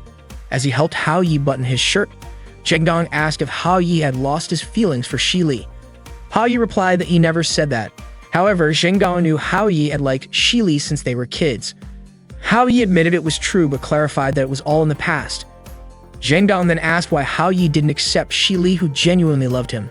Hao Yi said he didn't want to be a backup option in Shili's eyes. He then asked Zheng Dong to wait for him outside. As Hao Yi got dressed, he started reminiscing about Shili from their childhood until now. Suddenly, a pile of snacks fell on Hao Yi. It was Tata, who had arrived crying. She explained that she had tried to help a couple make up but ended up ruining their relationship instead. Shili overheard a woman's voice from Hao Yi's room and, furious, assumed Hao Yi was hiding another girl inside. She stormed into his room, her eyes scanning every corner, demanding that Hao Yi bring out the woman he was hiding. Shocked, Hao Yi stammered that he didn't know what Shi Li was talking about. As Shi Li searched his closet, Hao Yi desperately tried to cover Tata with the snacks. Shi Li insisted she had heard him talking to someone. Hao Yi denied it, claiming it was probably just Tata's imagination. Soon Zitao, Suan, and Yuan enter Hao Yi's room. Suan accused him of hiding a girl there. Hao Yi insisted it was all a misunderstanding and invited them to sit down and eat some candy while he explained. Unfortunately for Hao Yi, the girls were already angry, and Shi Li alone was enough to cause him trouble, let alone adding 3 more to the mix. Shi Li threatened to cut out Hao Yi's tongue if he lied. The girls kept pressuring him to reveal the truth, but Hao Yi maintained that there was no girl hidden in his room. Suddenly, Shi Li noticed Tata's scarf and questioned him about it. Tata realized she was in danger and decided to reveal herself, flying into the room in front of everyone. Tata tried to use her magic to freeze time, but instead, she accidentally changed the girls' outfits into dresses. Panicking, Tata tried again, but this time she transformed their clothes into anime costumes, sexy outfits, and even bikinis. To make things worse, Hao Yi seemed to enjoy the spectacle. Suan immediately slapped Hao Yi, calling him a pervert. Tata started crying because her magic had failed, but luckily, she managed to regain control and made everyone forget what had just happened. Hao Yi asked if Tata's powers were out of control because she'd eaten too much. Tata retorted that eating was a basic need for life and blamed Hao Yi instead for not resolving the issues caused by the chocolate cake. If the situation dragged on, her magic powers would weaken, and she might end up turning into a regular human. As Hao Yi was about to leave, he suddenly heard someone mention his name on TV. It was Sandy, a famous idol singer who had been performing since childhood and had gained significant fame in recent years. Hao Yi couldn't even recall if he knew her. Perhaps she was talking about some other Hao Yi. Suddenly, petals started falling, transporting Hao Yi to another dimension. There, Hao Yi and Tata saw Sandy approaching, singing as she arrived. Sandy greeted Hao Yi and asked why he hadn't invited her to play, so she had decided to come and see him herself. Hao Yi was bewildered, not understanding how Sandy even knew him. Tata speculated that Sandy might have eaten the magical chocolate as well. That chocolate could make people's dreams come true, which explained how Sandy had gained magical powers too. Hao Yi was overwhelmed, thinking about all the chaos he had faced so far: fake pregnancies, married life, children, and now a magical idol singer. Sandy smiled at Hao Yi and explained that she had discovered a path to the dream world. Hao Yi asked what kind of person he was in Sandy's memory. Sandy described him as an angel, her one true soulmate, and the person she trusted most in the world. To her, Hao Yi was also her emotional anchor, the one she wanted to share her dream world with, a place free from loneliness and sadness. Sandy led Hao Yi to a rooftop. Terrified, Hao Yi worried she might ask him to jump. Tata warned him not to get provoked, reminding him that Sandy was under the influence of the chocolate's magic. Tata urged Hao Yi to go along with Sandy for now. Hao Yi extended his hand to Sandy, who smiled warmly and took it. She flew into the air with Hao Yi, bringing him into her dream world. Sandy invited Hao Yi to her fantasy world, a place free from loneliness and sadness. Hao Yi initially thought he was going to fall, but instead, Sandy took him flying with her. However, she suddenly let go of him and Hao Yi began falling. Just as he was about to hit the ground, a giant paper airplane appeared, carrying them both as they soared freely through the sky. The fantasy world was full of wonders, with various animals floating in the sky. Hao Yi felt like he'd fallen down a rabbit hole. Tata laughed and teased him, saying he'd been reading too many fairy tales. She added that Hao Yi wasn't a rabbit and Sandy wasn't the white rabbit. Annoyed, Hao Yi snapped at Tata, frustrated that she was mocking him even after he'd almost died. Tata confidently assured him that he couldn't possibly die since they were in Sandy's home and Hao Yi was very important to her. Hao Yi asked Sandy again about their relationship. Sandy found it strange that Hao Yi had forgotten. They had been lovers since childhood and Hao Yi had always been there for her. Sandy reminded him that he was the one who had inspired her and encouraged her to become a star. He had supported her when no one else believed in her. Hao Yi suspected Sandy might have confused him with someone else. However, Sandy insisted that Hao Yi was the one who had held her up when she was weak. She hugged him tightly, saying she had come so far because of him. Sandy took Hao Yi flying again and dropped him onto the grass. Tata quickly checked on him, asking if he was okay. Hao Yi joked that he felt like he had died. Tata warned him that if he didn't do something soon, Sandy would inevitably take him to another dimension. Hao Yi was stunned to learn that the tree in the fantasy world was actually a gateway to another dimension. He asked if Cupid's chocolate was truly so powerful that it could create anything, even alternate worlds. Tata explained that Sandy's magic could turn her imagination into reality, and the universe itself was full of dimensions. According to Tata, love goddesses existed across the universe, and because humans have love, it was the goddesses' mission to help humans fulfill their dreams and find love. This had been their purpose for thousands of years. If Sandy's dream was to escape to another world, it wasn't surprising that the chocolate's magic had made it possible. Sandy invited Hao Yi to join her in the fantasy world. Hao Yi hesitated, fearing he might lose his humanity. However, he didn't know what Sandy would do if he rejected her. Thinking quickly, Hao Yi suggested they grab some ice cream together. As they talked, Sandy pointed out a massive mushroom in the sky. Hao Yi laughed, explaining that it was just a jellyfish from an aquarium. Hearing this, Sandy immediately conjured a gigantic aquarium around them. Hao Yi was shocked to find himself submerged in the aquarium, realizing he could actually breathe underwater. Sandy's world was breathtakingly beautiful, but it was also lonely. There was no one else in Sandy's world and nothing that could be shared. When Sandy saw dolphins, she wanted to take them into her fantasy world. Hao Yi quickly stopped her, warning that the dolphins cared deeply for their caretaker, who had raised them since birth and whom they considered their mother. Hao Yi feared the dolphins would be heartbroken if Sandy separated them from their mother. However, Sandy dismissed his concerns, saying she would become their new mother. Hao Yi told Sandy she couldn't be selfish and accused her of not considering others' feelings.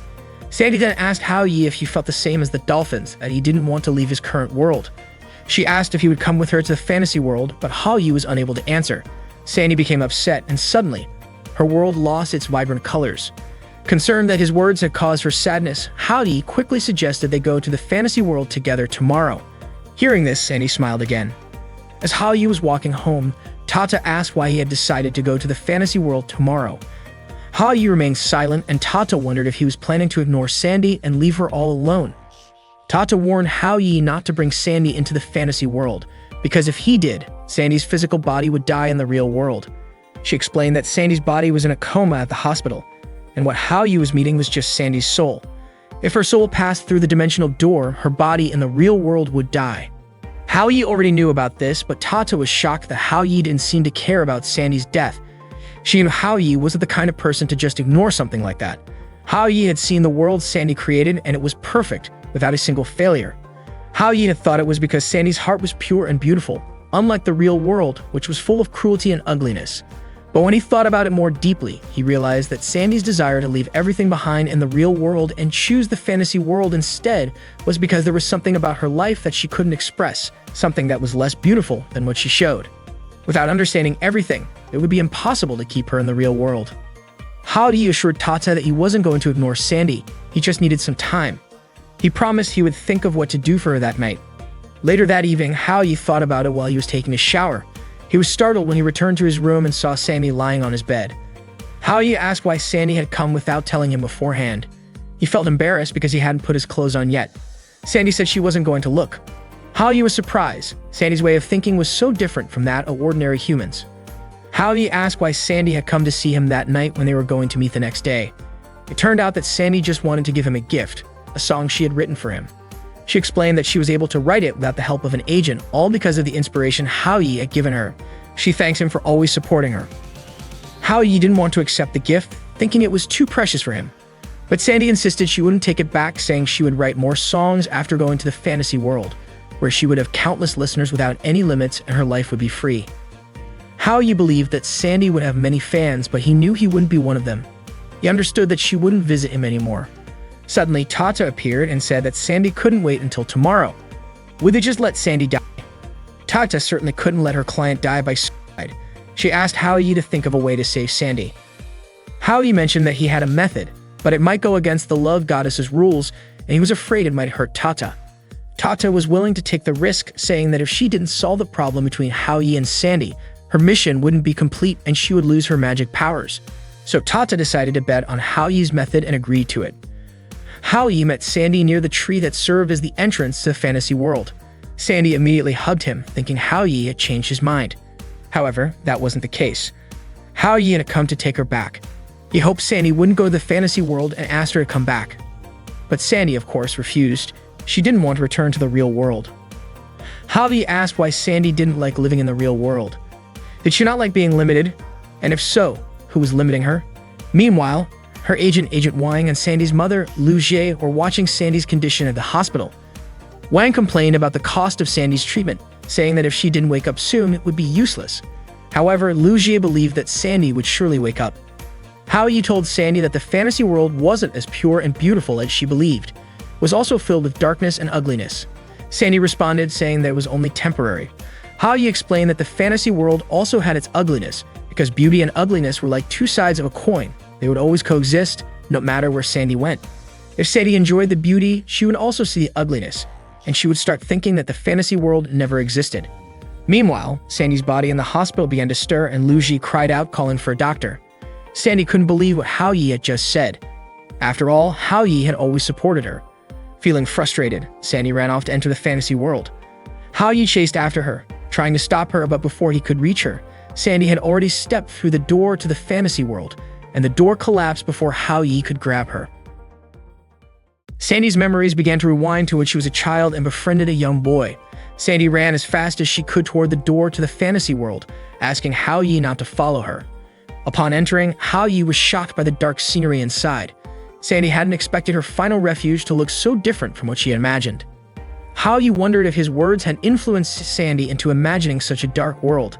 If this world was shaped by Sandy's imagination, then it could potentially be controlled. Haoyi approached Sandy, who was crying, and told her that he knew how to escape this place, but she had to trust him and keep his secret. Sandy agreed. They started fresh with introductions. Haoyi shared his name and hobbies, explaining how he often found himself in absurd situations that were nothing but trouble. He told her about meeting a girl from a complicated family, where she never felt the love of her parents. He also shared stories about other girls he had met, each with their own struggles. One girl had a deep connection to people but didn't seem bound to the world. So to protect her, he hid his romantic side, making himself appear strong, even if it meant being misunderstood.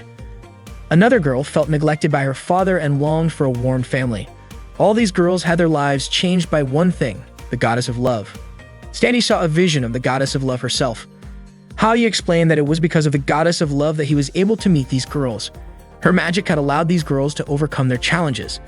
Haoyi then remarked that the world isn't perfect and everyone has their own fears and sadness, but no one loses hope entirely. He even suggested that Sandy meet the goddess of love, but Sandy decided to go back with Haoyi and get to know the goddess so she could experience extraordinary happiness. For Sandy, the most important thing was to live alongside Haoyi. Sandy tried to kiss Haoyi, but he dodged and said that for now, they should focus on figuring out how to leave this place. Suddenly, in the blink of an eye, they returned to their original location. Haoyi already had a plan in mind for Sandy. To execute the plan, Haoyi needed Yuan's help to write a big news story. He then asked Zitao to post it on Weibo, a Chinese social media platform, and Tiba, China's largest BBS. Zitao mobilized her team, and soon Sandy's story became a trending topic. Netizens felt sorry for Sandy, who had been in a coma for so long and neglected by her agency. They poured in their support for her. While the news was the center of attention, Haoyi used Suan's popularity to gather Sandy's fans on campus. Suan incited them to protest against the agency. The news outlets soon covered the demonstrations by Sandy's fans outside the company headquarters. TV reporters tried to contact Sandy's agency, but there was no response. Tata appeared before Haoyi and praised his ability to handle everything so effortlessly.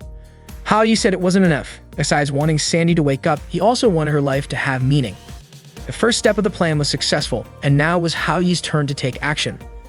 He invited Tata to meet Sandy's childhood love. Along the way, Lu Ji overheard people discussing how Sandy's freedom was being restricted by her agency. Lu Ji quickly tried to avoid the situation, claiming he had nothing to do with Sandy's story. Haoyi caught Lu Ji and asked if he knew Sandy. Lu Ji denied it at first, but when Haoyi showed him a photo of them together, he finally admitted the truth. Lu Ji revealed that he and Sandy were neighbors and childhood friends, but they had lost touch long ago. Haoyi told him that he wasn't a reporter but a friend of Sandy's, and he pointed out how Lu Ji had hurt her. Lu Ji revealed that he had been forced to live with Sandy for so long that he felt like he had no life or future of his own. He claimed that it was Sandy who had hurt him. Haoyi countered, saying that Lu Ji's betrayal was the reason Sandy wanted to leave this world. Lu Ji admitted he was wrong for handling things poorly, insisting he never intended to hurt Sandy but simply didn't know what to do. Haoyi asked Lu Ji to share his past with Sandy to help her. Lu Ji explained that ever since they were kids, Sandy had peculiar thoughts that made other children avoid playing with her. Since Sandy was his neighbor, Lu Ji had to look after her. Despite her quirks, Sandy loved singing and had a simple nature. Lu Ji genuinely hoped Sandy could show her talent to the world, so he encouraged her to join competitions and helped her find opportunities to pursue her dreams. His efforts paid off and Sandy became a star. However, she stopped attending school and Lu Ji had to become her private tutor. Due to her unique personality, her agency forbade her from socializing or making friends, which made Lu Ji the only person she trusted. Lu Ji's classmates mocked him, calling him the only friend of the weird girl Sandy. isolating him socially. Sandy's agency, led by Wang, paid Lu Ji to keep encouraging Sandy to work, claiming that her innocence was her selling point. Lu Ji felt uncomfortable with the arrangement and began doing everything with a fake smile. Over time, Sandy's life became increasingly restricted and detached from the outside world. Her agency even rejected the songs she wrote, leaving her unaware of social media and limiting her understanding of the world. Their lives turned into one big lie, to the point where Lu Ji didn't know who he really was anymore. One day, Wang proposed extending Lu Ji's contract to continue taking care of Sandy. Lu Ji's mother agreed, but Lu Ji refused. After 10 years of taking care of Sandy, he was exhausted and wanted to live his own life. Unbeknownst to them, Sandy overheard their conversation. Later, Hao Yi confronted Wang and played a recording of Lu Ji's interrogation. Wang showed no interest in explaining himself and dismissed Hao Yi's concerns about Sandy. Instead, Wang accused Hao Yi of orchestrating the online news against him. Hao Yi threatened to expose Wang online about Sandy's mistreatment, but Wang brushed it off. Just then, Wang received a call informing him that Lu Ji had visited Sandy's mother and signed a contract to have Sandy quit being a singer. Wang ordered his staff to calm the situation and ended the call. He turned to Hao Yi, questioning if this was also part of his plan, and even offered Hao Yi money to drop the matter. Hao Yi rejected the offer and demanded that Wang grant Sandy the freedom to have friends and the life she desired. Wang dismissed the idea, calling Sandy weird and claiming that as a big star, she should appreciate leaving behind just one friend. Hao Yi argued that Wang had trapped Sandy, packaging her in a way that made her seem dazzling to fans but far from her true self. Continuing to do so, Hao Yi warned would only cause her more pain. Wang coldly remarked that stars come and go in the music industry and questioned what Hao Yi could do if Wang truly followed through with his threats to exploit Sandy to the last drop. Wang attempted to leave, but Hao Yi stopped him, this time threatening him with compromising photos of Wang with another woman. Hao Yi also revealed that he knew Wang's legal wife worked as a manager at his company. Stunned, Wang had no choice but to listen. He couldn't comprehend how a high school student like Hao Yi could manage to corner him. Meanwhile, Zitao was overjoyed that she had accomplished what Hao Yi had asked of her. She wondered if Hao Yi would reward her later. Suddenly, her phone alarm went off, reminding her of her grandfather's birthday. Unsure of what to do, she hesitated. At the same time, the news broke on TV that Sandy had woken up from her coma and was healthy again. Reporters scrambled to interview her, but Sandy became aggressive, throwing objects at anyone who got in her way. She approached the camera and shouted directly into it, demanding that Hao Yi come to see her immediately. Sandy had woken up from her coma and was still being treated in the hospital. Hao Yi, however, hadn't visited her yet. Sandy grew worried, wondering if Hao Yi had forgotten about her. As Hao Yi prepared to visit Sandy, he noticed a swarm of reporters gathered outside the hospital. Tata was puzzled as to why Hao Yi didn't just walk in. It turned out Hao Yi was concerned that the reporters might discover his identity and post his photo online.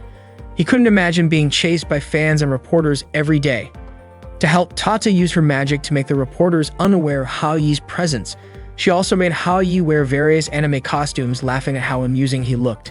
Eventually, Tata disguised Hao Yi as an ordinary man pushing an elderly woman in a wheelchair. With this disguise, Hao Yi was able to move past the reporters, who were eager to turn him into their next headline. Hao Yi managed to get into the elevator to meet Sandy. When the doors opened, the reporters immediately swarmed in. They were stationed on every floor, determined to catch him. As Hao Yi walked towards Sandy's room, he felt like he was in a lion's den. It seemed impossible to reach Sandy at this rate. Noticing a nurse's uniform lying nearby, Hao Yi quickly put it on and pretended to be a nurse. His act fooled the reporters, who frantically chased after the disguised Hao Yi instead. To Hao Yi, it looked like a horde of zombies. Meanwhile, Sandy waited anxiously in her room. When Hao Yi didn't show up, she started wondering if it was just a dream. But then she recalled the warmth of holding his hand, which felt so real. Suddenly, Hao Yi entered the room, calling her name. He apologized for being late. Sandy was stunned for a moment before rushing to hug him tightly. She cried tears of joy, confessing that she had feared he had forgotten her. Hao Yi reassured her and said he wanted to introduce her to the goddess of love. Sandy was thrilled and couldn't wait to meet her. At that moment, Tata revealed herself to Sandy, who became the second person after Hao Yi to see her. Tata greeted Sandy warmly. Hao Yi then asked Tata to look after Sandy. Tata invited Sandy to join her on a journey to beautiful places. With Tata's magic, Sandy traveled the world, visiting Paris, Venice, India, Egypt, and China. Overwhelmed with happiness, Sandy shared with Hao Yi how amazing it felt to explore the world with Tata. Hao Yi smiled, grateful that Sandy now had a friend. During their journey, Tata explained that Sandy had met Hao Yi because of the Cupid's chocolate, which created memories. She clarified that Sandy had misunderstood, thinking Hao Yi was her childhood friend. Tata apologized, admitting that Sandy's troubles were her fault. But Sandy surprised her by saying she was glad because it led her to meet such incredible people. Curious, Sandy asked if all of Tata's friends were goddesses. Tata laughed and said that some were men. Sandy then wondered if Tata herself was born from chocolate magic. Tata explained that her director taught her magic. In ancient Greece, the goddess of love used arrows to influence relationships. But over time, people prayed for more fairness and love, and the goddesses decided to follow these wishes. One day, a man built a factory that created chocolate infused with memory magic. The Cupid Palace formed an alliance with this man, who became the factory director. Tata admitted that she admired him greatly, describing him as brilliant and handsome. Without that chocolate, she said, she would never have met Hao Yi. Sandy called Hao Yi mysterious, but Tata explained that he was the first person who wanted to understand Sandy and be her friend. Hao Yi had gone to great lengths to solve Sandy's problems and sincerely hoped she could find happiness in the real world. Sandy confided that she worried about whether people would like her true self. She expressed a desire to sing her own songs but was unsure if anyone would listen. Tata reassured her, saying that Hao Yi was her biggest fan and would definitely want to hear her songs. Encouraged by Tata's words, Sandy shed tears of joy and hugged her. She declared that Hao Yi and Tata were her true friends. That day, Sandy held a press conference. She shared many experiences she had gone through and thanked her fans for their support. She also announced an agreement with her agency for her future. Sandy would be sent abroad to further her education. Additionally, she revealed that she would be holding a solo concert on November 11, where she would perform her own song. Tata watched Sandy's press conference broadcast and was thrilled that Sandy was finally hosting her own concert. Suddenly, a delivery person brought tickets for Sandy's concert to Hao Yi's house. Seeing this, Tata snatched the tickets immediately, claiming they were meant for her. Hao Yi reassured her, saying he had another ticket. It was a gift from Sandy, specifically for Tata. Touched by Sandy's thoughtfulness, Tata insisted that she wanted to watch the concert with Hao Yi. The day the concert arrived, Sandy was rehearsing in her dressing room, preparing to surprise Hao Yi and Tata with the song she had chosen for the performance. Suddenly, there was a knock at the door. It was Lu Jie. Sandy turned toward him and greeted him awkwardly. Lu Jie handed her a bouquet of flowers, expressing his hope that Sandy would always be happy. Sandy remembered how, in the past, Lu Jie would always send her flowers and notes wishing her happiness before she went on stage. However, the reality back then was far from what the notes conveyed. Lu Jie apologized for everything, but Sandy stopped him, saying it wasn't necessary. She acknowledged that during the 10 years they had spent together, both of them had neglected each other's feelings. In her eyes, Lu Jie didn't owe her anything. Lu Jie blamed his parents, his agency, and even Sandy for the way things turned out. Yet he admitted that he was ultimately the one who made the final decisions. He told Sandy that everything was his fault. Sandy asked him to try being her friend despite their different personalities.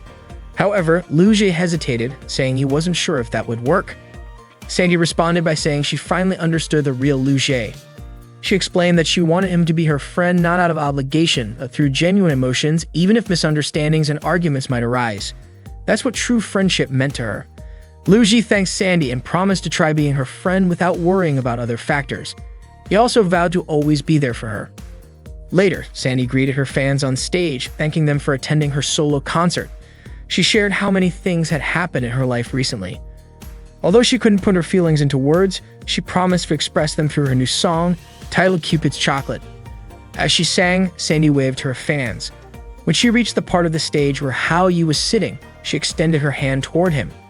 Hao Yi shook her hand briefly, but the moment caught the attention of nearby reporters who began snapping pictures. Embarrassed, Hao Yi quickly pulled his hand away. However, Sandy leaned in and hugged him, whispering a heartfelt thank you. Hao Yi immediately backed away, flustered, as the fans erupted in excitement and reporters speculated about his relationship with Sandy. Hao Yi couldn't believe what had just happened. Meanwhile, news of Sandy hugging Hao Yi during the concert reached Xi Li.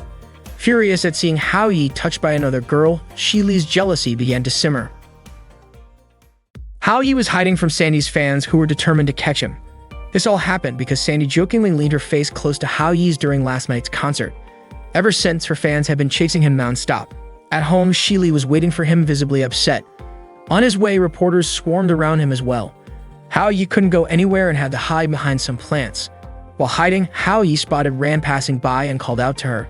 He begged Ran to help him, even offering to be her servant for 3 months in return. Ran brought Hao Yi to Cafe Time. She asked her friend, the cafe owner, for a favor.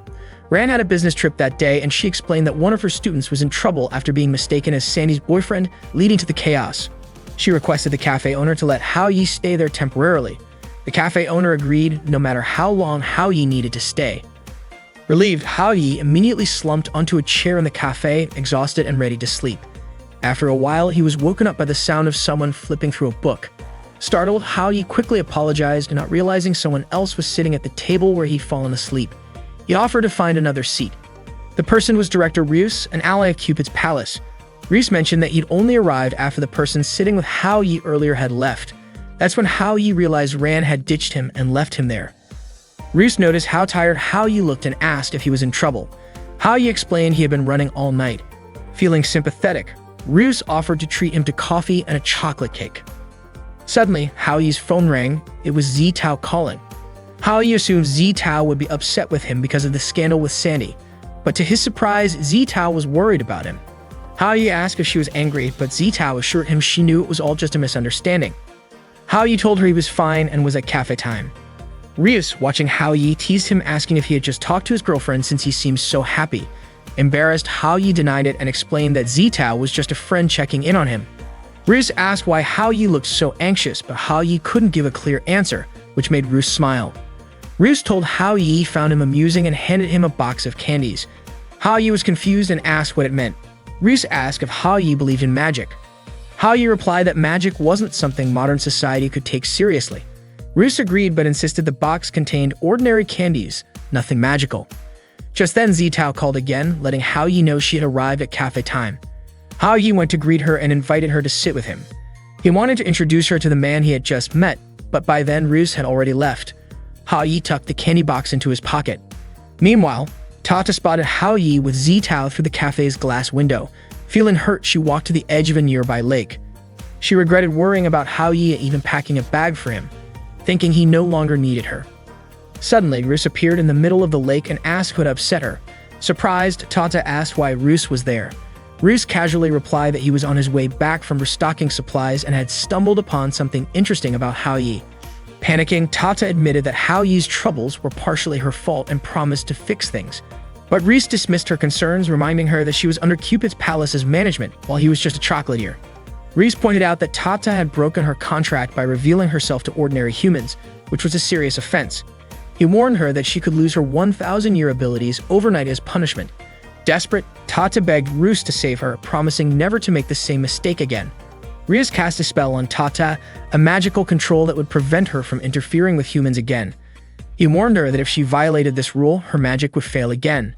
Tata finally realized the gravity of the situation. Shili vowed to kill Sandy for daring to touch Hao Yi, whom she deeply loved, and even planned to break Hao Yi's legs so they could live together in the mountains forever. Suddenly, Shili's mother knocked her unconscious, puzzled by her daughter's obsession with Hao Yi. She ordered her staff to carry Shili to the car, saying they would be flying to the US at 2 a.m. Shili's mother was determined to stop her from marrying Hao Yi. Meanwhile, Sandy publicly clarified the scandal involving Hao Yi, stating it was simply her way of thanking a fan. Though it was meant as a joke, Hao Yi felt humiliated and used by Sandy. Back at the cafe, Zitao, still with Hao Yi, pointed out that he should feel relieved now that the scandal had been cleared up and he could finally go home.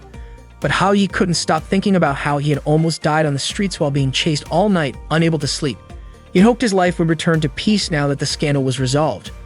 Zitao offered to pay for their meal and insisted Hao Yi go home and rest. Hao Yi, however, said he'd cover the bill, but then realized it wouldn't be polite to leave right after Zitao had just arrived. So he changed his mind, suggesting they enjoy the meal they had ordered together. Zitao smiled and agreed. As Hao Yi scrolled through his phone notifications, he suddenly asked Zitao for help putting on pajamas. Shocked, Zitao slapped him and dragged him to a shopping mall.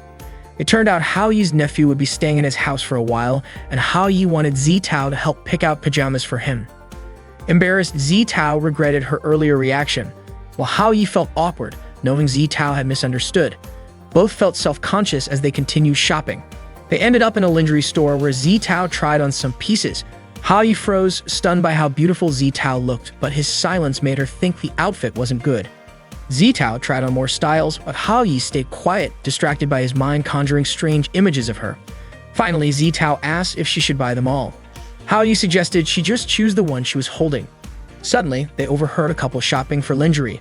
The man, doting and affectionate, kept complimenting his partner, who turned out to be a crossdresser. He even told Hao Yi and Zitao to stop staring at his partner. After the couple left, Hao Yi and Zitao burst out laughing. They spent the rest of the day strolling through bookstores, accessory shops, and even playing arcade games. Hao Yi managed to win a panda plushie from a claw machine and gave it to Zitao. They also took pictures together in a photo booth and printed them out. Hao Yi thanks Zitao for spending time with him, and Zitao admitted it had been the best day of her life. On their way home, a group of people suddenly called out to them. Hao Yi recognized one of them as someone who accused him of ruining Suan's costume at the Anime Expo. The group blamed Hao Yi for causing trouble and planned to teach him a lesson. They prepared to gang up on Hao Yi, and Zitao grew worried, knowing Hao Yi wasn't the strongest guy. Hao Yi apologized to Zitao, explaining that he didn't show his true strength during his last visit to her house because he didn't want to cause trouble. But now he had no choice but to fight back. Hao Yi told Zitao to hide while he dealt with the group. Zitao, concerned, called the police. Despite being outnumbered, Hao Yi managed to take them down one by one. Zitao was shocked by his martial arts skills. Just as Hao Yi defeated the last of them, the police arrived to arrest the attackers. One of the officers commented on how unexpected it was for Hao Yi's friend to call the police. Zitao, recalling how scared Hao Yi had been during a previous confrontation with her bodyguards, couldn't believe how skilled he was at kung fu. The officer explained that it was no surprise since Hao Yi's father was the chief of police. Hearing this, Zitao was amazed and called him incredible. The officer added that Hao Yi's father would definitely hear about the fight. Hao Yi walked away knowing his father would just call him a troublemaker. To Hao Yi, there was nothing extraordinary about himself, and in his mind, police officers were just bad people. The police arrived to secure the teenagers who had ganged up on Hao Yi. Zitao couldn't believe that Hao Yi was skilled in kung fu, and also the son of the chief of police. She called it amazing. But for Hao Yi, it wasn't extraordinary at all. It just brought back memories of his childhood when he wanted to become a police officer like his father. Hao Yi and Zitao walked home together. It was getting late and Hao Yi planned to escort Zitao back, but Zitao wanted to spend more time with him because she still had questions to ask. Hao Yi refused to answer anything Zitao was curious about, suddenly becoming cold toward her. Zitao insisted on having just a little more of his time. Eventually, Hao Yi handed her a canned drink and invited her to sit down with him. Zitao then asked if Hao Yi was worried about something. Seeing Zitao's curiosity, Hao Yi decided to share his story. When he was young, Hao Yi really wanted to be a police officer. He always got good grades and ranked first in school. He wanted to show his achievements to his parents, but they never praised him. They were always busy. One day at the supermarket, he saw a child asking their mom for something. The mom said she would buy it as long as the child got a perfect score on their test. Watching this made Hao Yi feel envious. Hao Yi even celebrated his 9th birthday alone at midnight because his parents were too busy. Singing happy birthday to himself was far from enjoyable, and Zitao understood the burden Hao Yi had carried in his heart. Everything changed when Hao Yi turned 11. Two criminals broke into his house, planning to kidnap him as revenge against his father, who had arrested their son. Hao Yi hid in the storage room and called the police, explaining that he was in danger and needed help. The officer on the line told him his father wasn't at the station but assured him someone else would come to his rescue. All Hao Yi could do was cry and wait, hiding in the dark. He believed his father would show up to save him. Suddenly, he heard the sound of police officers apprehending the intruders. When one officer opened the storage room to rescue him, Hao Yi thought it was his father, but it wasn't. His father was busy handling an important case. Hao Yi felt crushed. Although he was safe, his father didn't want something like that to happen again. The family started moving frequently to avoid danger, but only within nearby neighborhoods. For Hao Yi, home no longer felt like a warm, safe place. Hao Yi eventually met someone who truly cared for him. Ms. Jai Ran, their next-door neighbor and his teacher. They met when Ran dropped her groceries and Hao Yi helped her pick them up. From then on, Ran began tutoring Hao Yi, teaching him household chores and looking after him. To Hao Yi, Ran wasn't just his teacher, she was like an older sister. On a day when Hao Yi was alone again, Ran invited him to have dinner with her. She even cooked a feast just for him. Hao Yi ate everything and burst into tears, reminded of the rare times his mother cooked for him. Ran hugged him tightly, telling him he was a wonderful child. To Hao Yi, Ran felt more like real family than his own parents. Ran even sat down with Hao Yi's parents to discuss him. After hearing what Ran had to say, his parents apologized for neglecting him and promised to be more understanding and attentive. Ran gave Hao Yi's father 2 gym club cards so he could teach Hao Yi self-defense. But on the day they were supposed to go, Hao Yi waited outside the gym all day. His father never showed up because of work. Hao Yi was immensely grateful to Ran for being the first person to truly care about him. But despite her efforts, little changed in his life. Hao Yi couldn't help but wonder, if his life were simpler, would that make him a bit happier? On New Year's Eve, Hao Yi couldn't spend time with his family. His parents were busy with work again. They genuinely wanted to have New Year's dinner with him, but they had no other choice. His father asked Hao Yi to understand. Suddenly, Ran showed up with a New Year's gift. Hao Yi quickly invited her in to join him for dinner since his mom had made dumplings. Hao Yi begged his father to help make dumplings together. Even though Hao Yi felt sad and nothing had changed, he didn't want to disappoint Ran. For her sake, Hao Yi pretended to have a warm and happy family. Deep down, he hoped his father would feel guilty. Hao Yi's father arranged for his colleague, Uncle Wang, to teach Hao Yi self-defense. To outsiders, Hao Yi's family looked like an ordinary, peaceful household, but only Hao Yi knew the truth. Meanwhile, Tata noticed Hao Yi and Zitao together. Zitao asked Hao Yi if he went out of his way to help her because he understood how painful it felt to be alone. Hao Yi admitted that he just didn't want Zitao to go through what he did.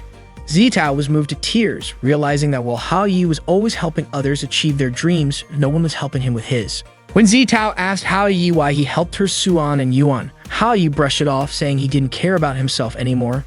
Zitao hugged him tightly and asked why he was always there for everyone else during their worst moments, yet never let anyone help him. She insisted that he also needed someone to share his pain with. Zitao was confused why Hao Yi kept everything bottled up, leaving her Suan and Yuan in the dark and unable to support him. She told Hao Yi that it hurt her not being able to help him. Hao Yi wiped Zitao's tears and told her he didn't want her to waste time on something pointless.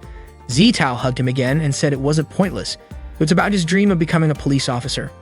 Even though Hao Yi felt sad, lost, lonely, and angry, Zitao knew his admiration and determination hadn't wavered. She believed Hao Yi wouldn't give up on his dream. Hao Yi embraced Zitao and thanked her. Seeing this, Tata walked away. She convinced herself that she was fine. She realized that Hao Yi was noble and kind-hearted, and it seemed like he had liked Zitao for a long time. Suddenly, Tata burst into tears, recalling her moments with Hao Yi. She couldn't understand why she was crying or why her heart hurt so much. Tata went up to the rooftop to reflect. No matter what the future held, she knew Hao Yi would never know her feelings, and she decided she wouldn't interfere with his life. Still, Tata couldn't help but wonder if there was any place for her in Hao Yi's future. Out of nowhere, Kral, Tota's friend from Cupid's palace, appeared. Tata immediately tried to distance herself. Crow offered her snacks and flowers, but she ignored him and kept walking away. Crow asked why Tata was avoiding him. Instead of answering, she demanded to know why he was in the human world. Crow said he came to take her back with him. He also asked if Tata hadn't already taught Hao Yi how to undo the magic and whether Hao Yi could handle things on his own. Tata told him she still had something to take care of and asked him not to interfere. Crow stopped her from leaving and said he was the only one who truly cared about her. He pointed out that Hao Yi already had a girlfriend, so there was no reason for her to stay. Tata replied that she hadn't yet found the girl who left the chocolate on the rooftop, so she couldn't leave. She promised she would return after finding that girl. In truth, Tata didn't want to go back to Cupid's palace, but she wasn't sure if Hao Yi needed her anymore. 500 years ago, Tata became a love goddess and moved into Cupid's palace for the first time. She was overjoyed to live there. One day, she accidentally bumped into Crow while he was walking. Tata quickly apologized. Crow asked for her name and she introduced herself, saying she was in charge of monitoring Area 13.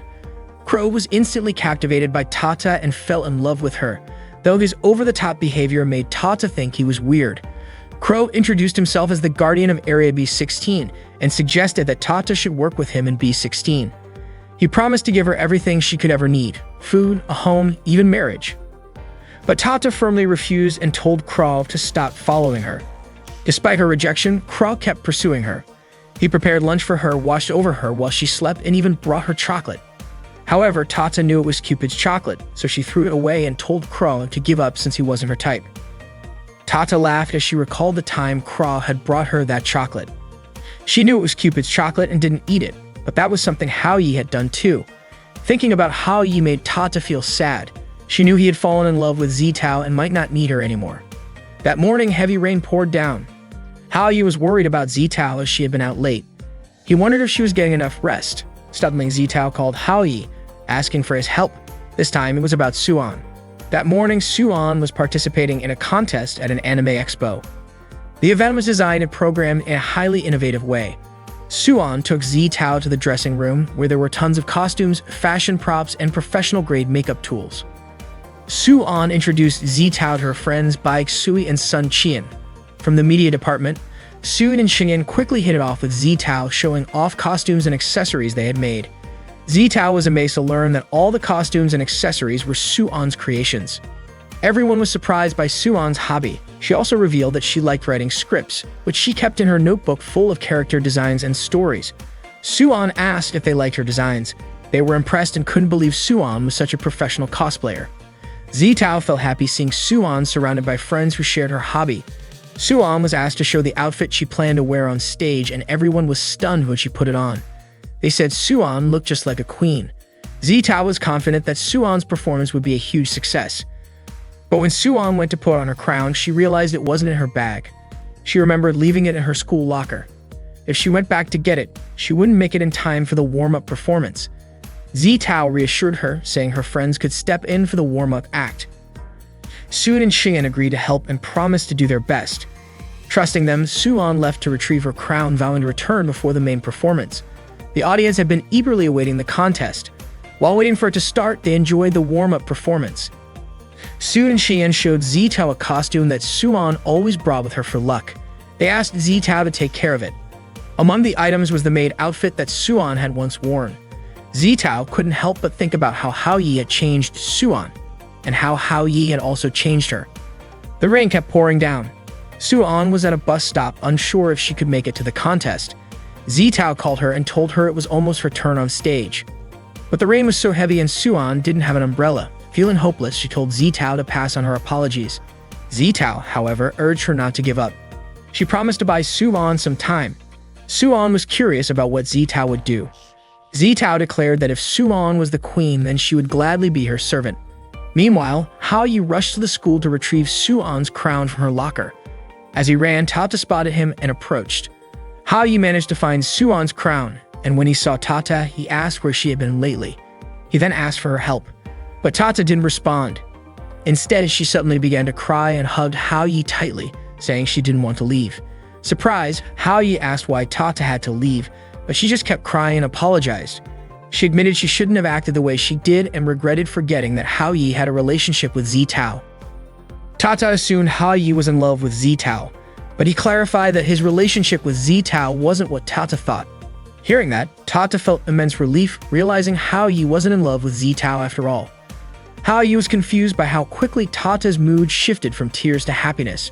She brushed it off, asking him to forget what had happened, and agreed to help him.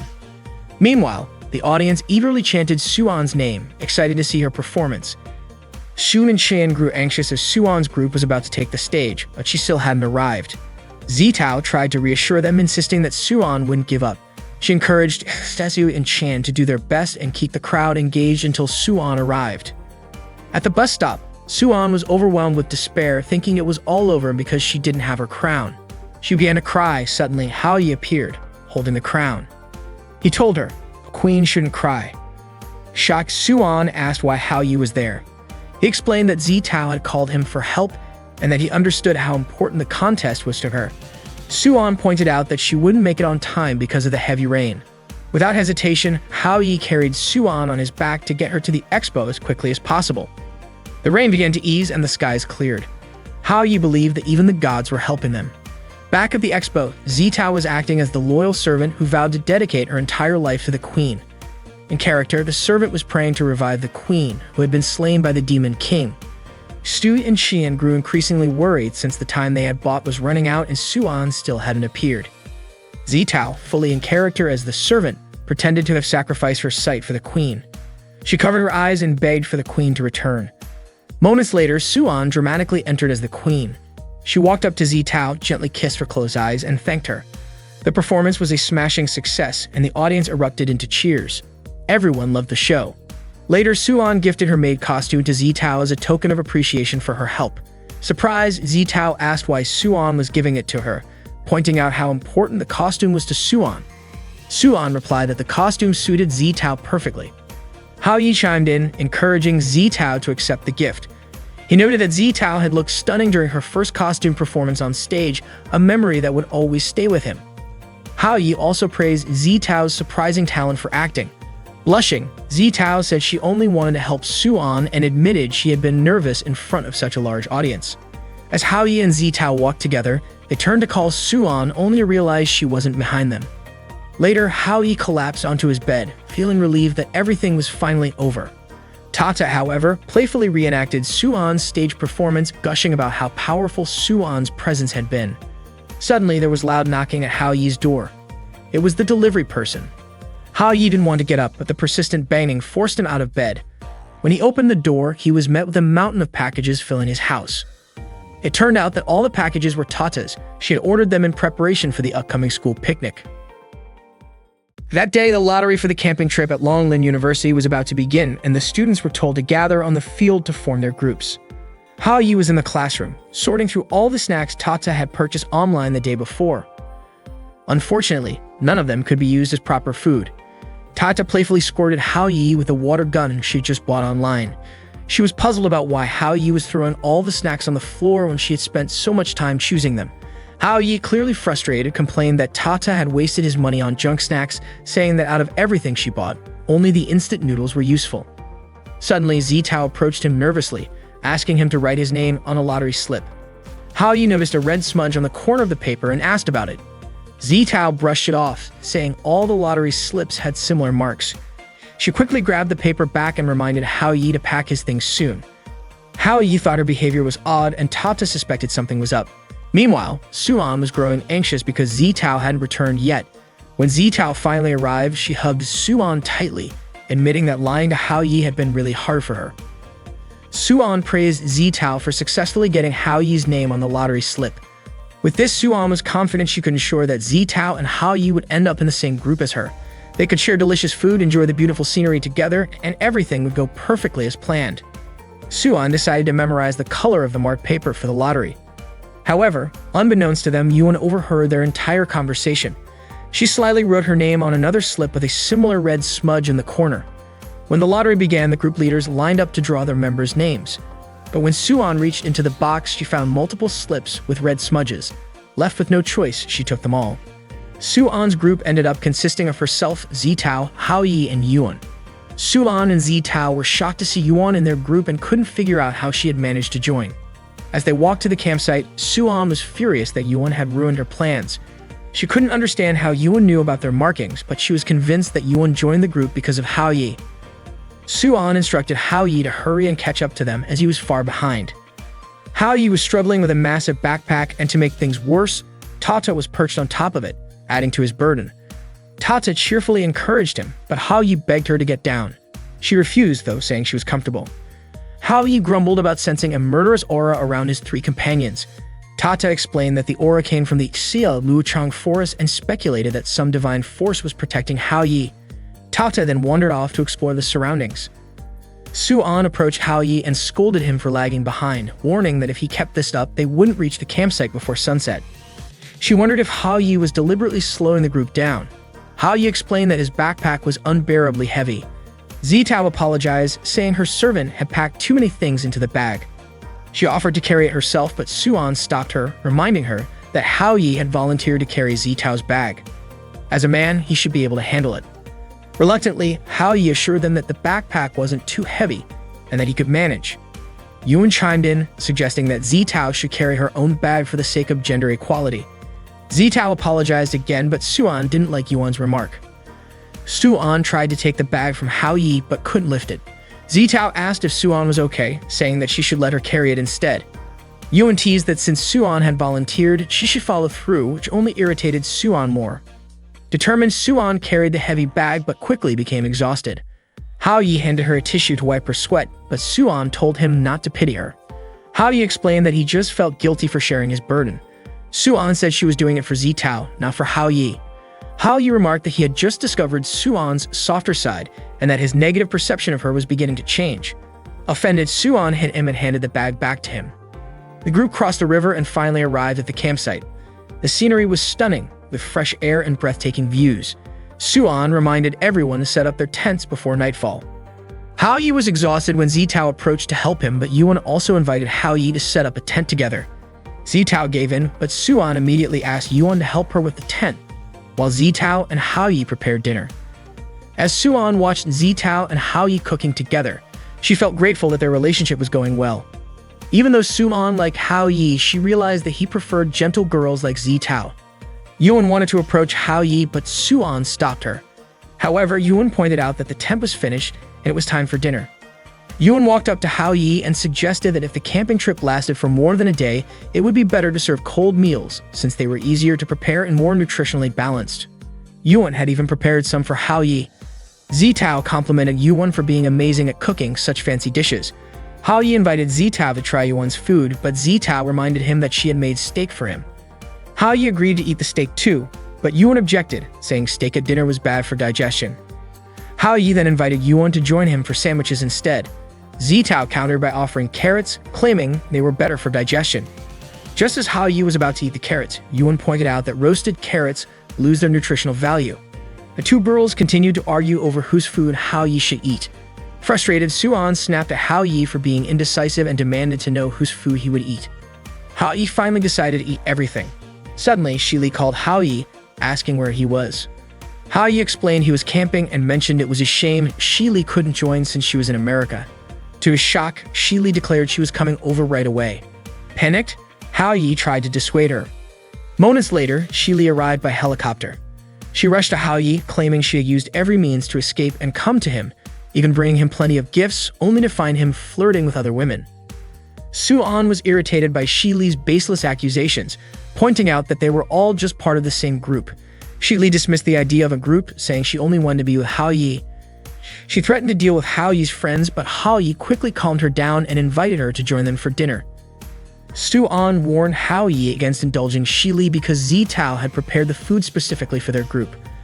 Unfazed, Shili threw the freshly cooked food to the ground, declaring that since Hao Yi was her boyfriend, everything he ate or did should be decided by her. Shili demanded everyone leave, but Su-an refused, retorting that Shili should be the one to go, and that Hao Yi wouldn't listen to her. Enraged, Shili attacked Su-an, but Su-an managed to block her. Hao Yi tried to intervene, asking them to stop, but Shili kept chasing Su-an, trying to strike her. Su-an disliked the chase, but realized Shili wouldn't stop, so she kept running. Shili swung her sword repeatedly, but Su-an dodged every time. One of Shili's sword swings hit a campfire, sending embers flying into the surrounding items, igniting a fire near the tents. Hao Yi and Yuan scrambled to extinguish the flames. Zitao rushed to fetch water, but accidentally dropped her bucket, which was swept away by the river's current. As Zitao tried to retrieve the bucket, Hao Yi noticed her struggling and ran to stop Shili, who was preparing another attack. Shili, furious that Hao Yi was defying her because of another woman, cried that she only wanted to be with him. Meanwhile, Zitao struggled against the river's current and was on the verge of being swept away when Su-an reached out to grab her hand. Hao Yi, angry at Shili, told her this wasn't a joke and rushed to help Su-an and Zitao. Shili, worried, ran after him, warning that it was dangerous. Yuan suddenly intervened, calling Shili and slapping her. She told Shili to stop causing trouble for everyone. Yuan slapped Shili because she had had enough of Shili's behavior. Shili had ruined their camping trip, equipment was burned, and Su-an and Zitao were in danger. When Shili tried to slap her back, Yuan stopped her, saying that Hao Yi was hurt because of Shili's actions. Yuan reminded her that Hao Yi was risking his life to save Su-an and Zitao. She warned that if Hao Yi survived but Su-an and Zitao didn't, he would never forgive her. Shili didn't believe that she could hurt Hao Yi and didn't want him to hate her. She started to worry about Hao Yi, especially since the river's current was strong. Tears streamed down her face as she decided she had to save him. Yuan brought a backpack and said they must have drifted far downstream. She unfolded a map, tracing the river's flow, and pointed out a shortcut to rescue them. Meanwhile, Hao Yi ran along the riverbank, searching for Su-an and Zitao, desperately hoping they were safe. He called out for Tata, saying he needed her help. However, Tata had lost her magic and was crying, feeling guilty for being unable to save Su-an and Zitao. Su-an clung tightly to Zitao as they were swept away by the powerful current. Zitao pleaded with Su-an to let her go because she couldn't hold on any longer, but Su-an refused, urging her to stay strong. Just then, Hao Yi jumped into the river, catching up to them. They managed to grab onto a rock to avoid being carried away further. Hao Yi asked how much longer they could hold on, explaining he could only save them one at a time. Zitao insisted that Hao Yi save Suan first, since she was too weak to continue. Suddenly, Zitao was swept away by the current, followed shortly after by Suan. Panicking, Hao Yi thought hard about how to save them both. He finally used his legs as an anchor, letting each of them hold onto one of his legs. In the process, they accidentally pulled off his pants, which were carried away by the river. Meanwhile, Yuan and Shi Li trekked through the forest with a large backpack, searching for their friends. Shi Li flinched in fear when a branch fell, prompting Yuan to check on her. Yuan explained that they were only halfway there and that traveling through the forest at night was exhausting. She suggested taking a break to regain their strength, but Shi Li refused, insisting that Hao Yi was in danger. Determined to save Hao Yi herself, Shi Li decided to go ahead alone, claiming she couldn't trust Yuan. She ran through the forest, certain that only she could rescue him. However, she got caught in some branches and fell, feeling helpless and useless for failing to save Hao Yi. Yuan caught up to her, warning her not to wander alone in the dangerous forest. Noticing Shi Li's injuries, Yuan gave her some band-aids and encouraged her to eat something. Handing her bread, Yuan urged her to rest before they continued their journey. As Shi Li ate, she admitted Yuan was right.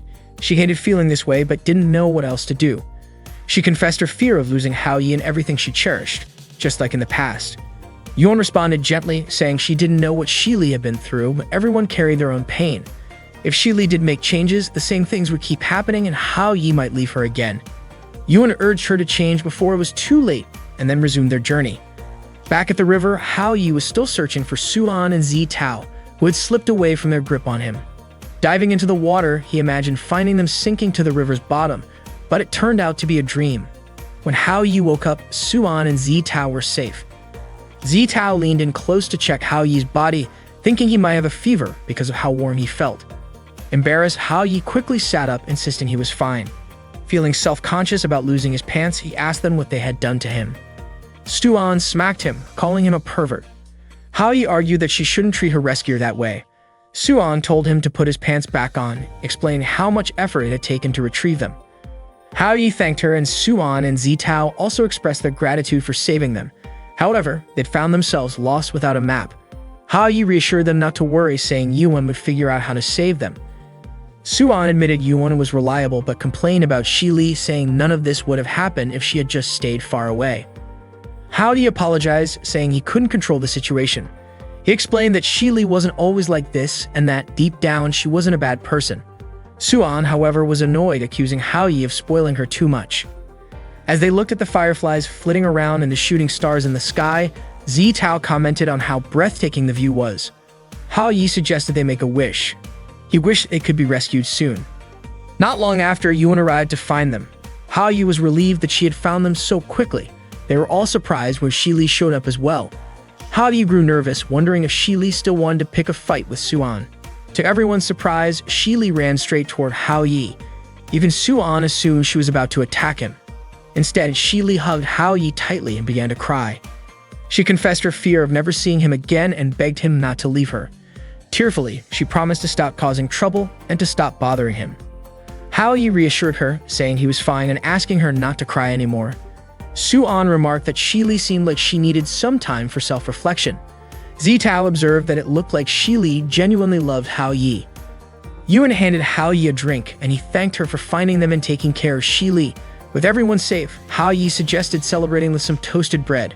Tata was relieved to see everyone okay, but she felt sad and useless, admitting she hadn't contributed anything despite following them all the way there. She cried, fearing that Hao Yi might no longer need her. Their tent had burned down, leaving Yuan with only 2 sleeping bags. Hao Yi offered to skip using one so they could split the 2 sleeping bags among the others. However, they all refused, insisting that Hao Yi needed to use one. Yuan emphasized that Hao Yi shouldn't argue because they were in a special situation.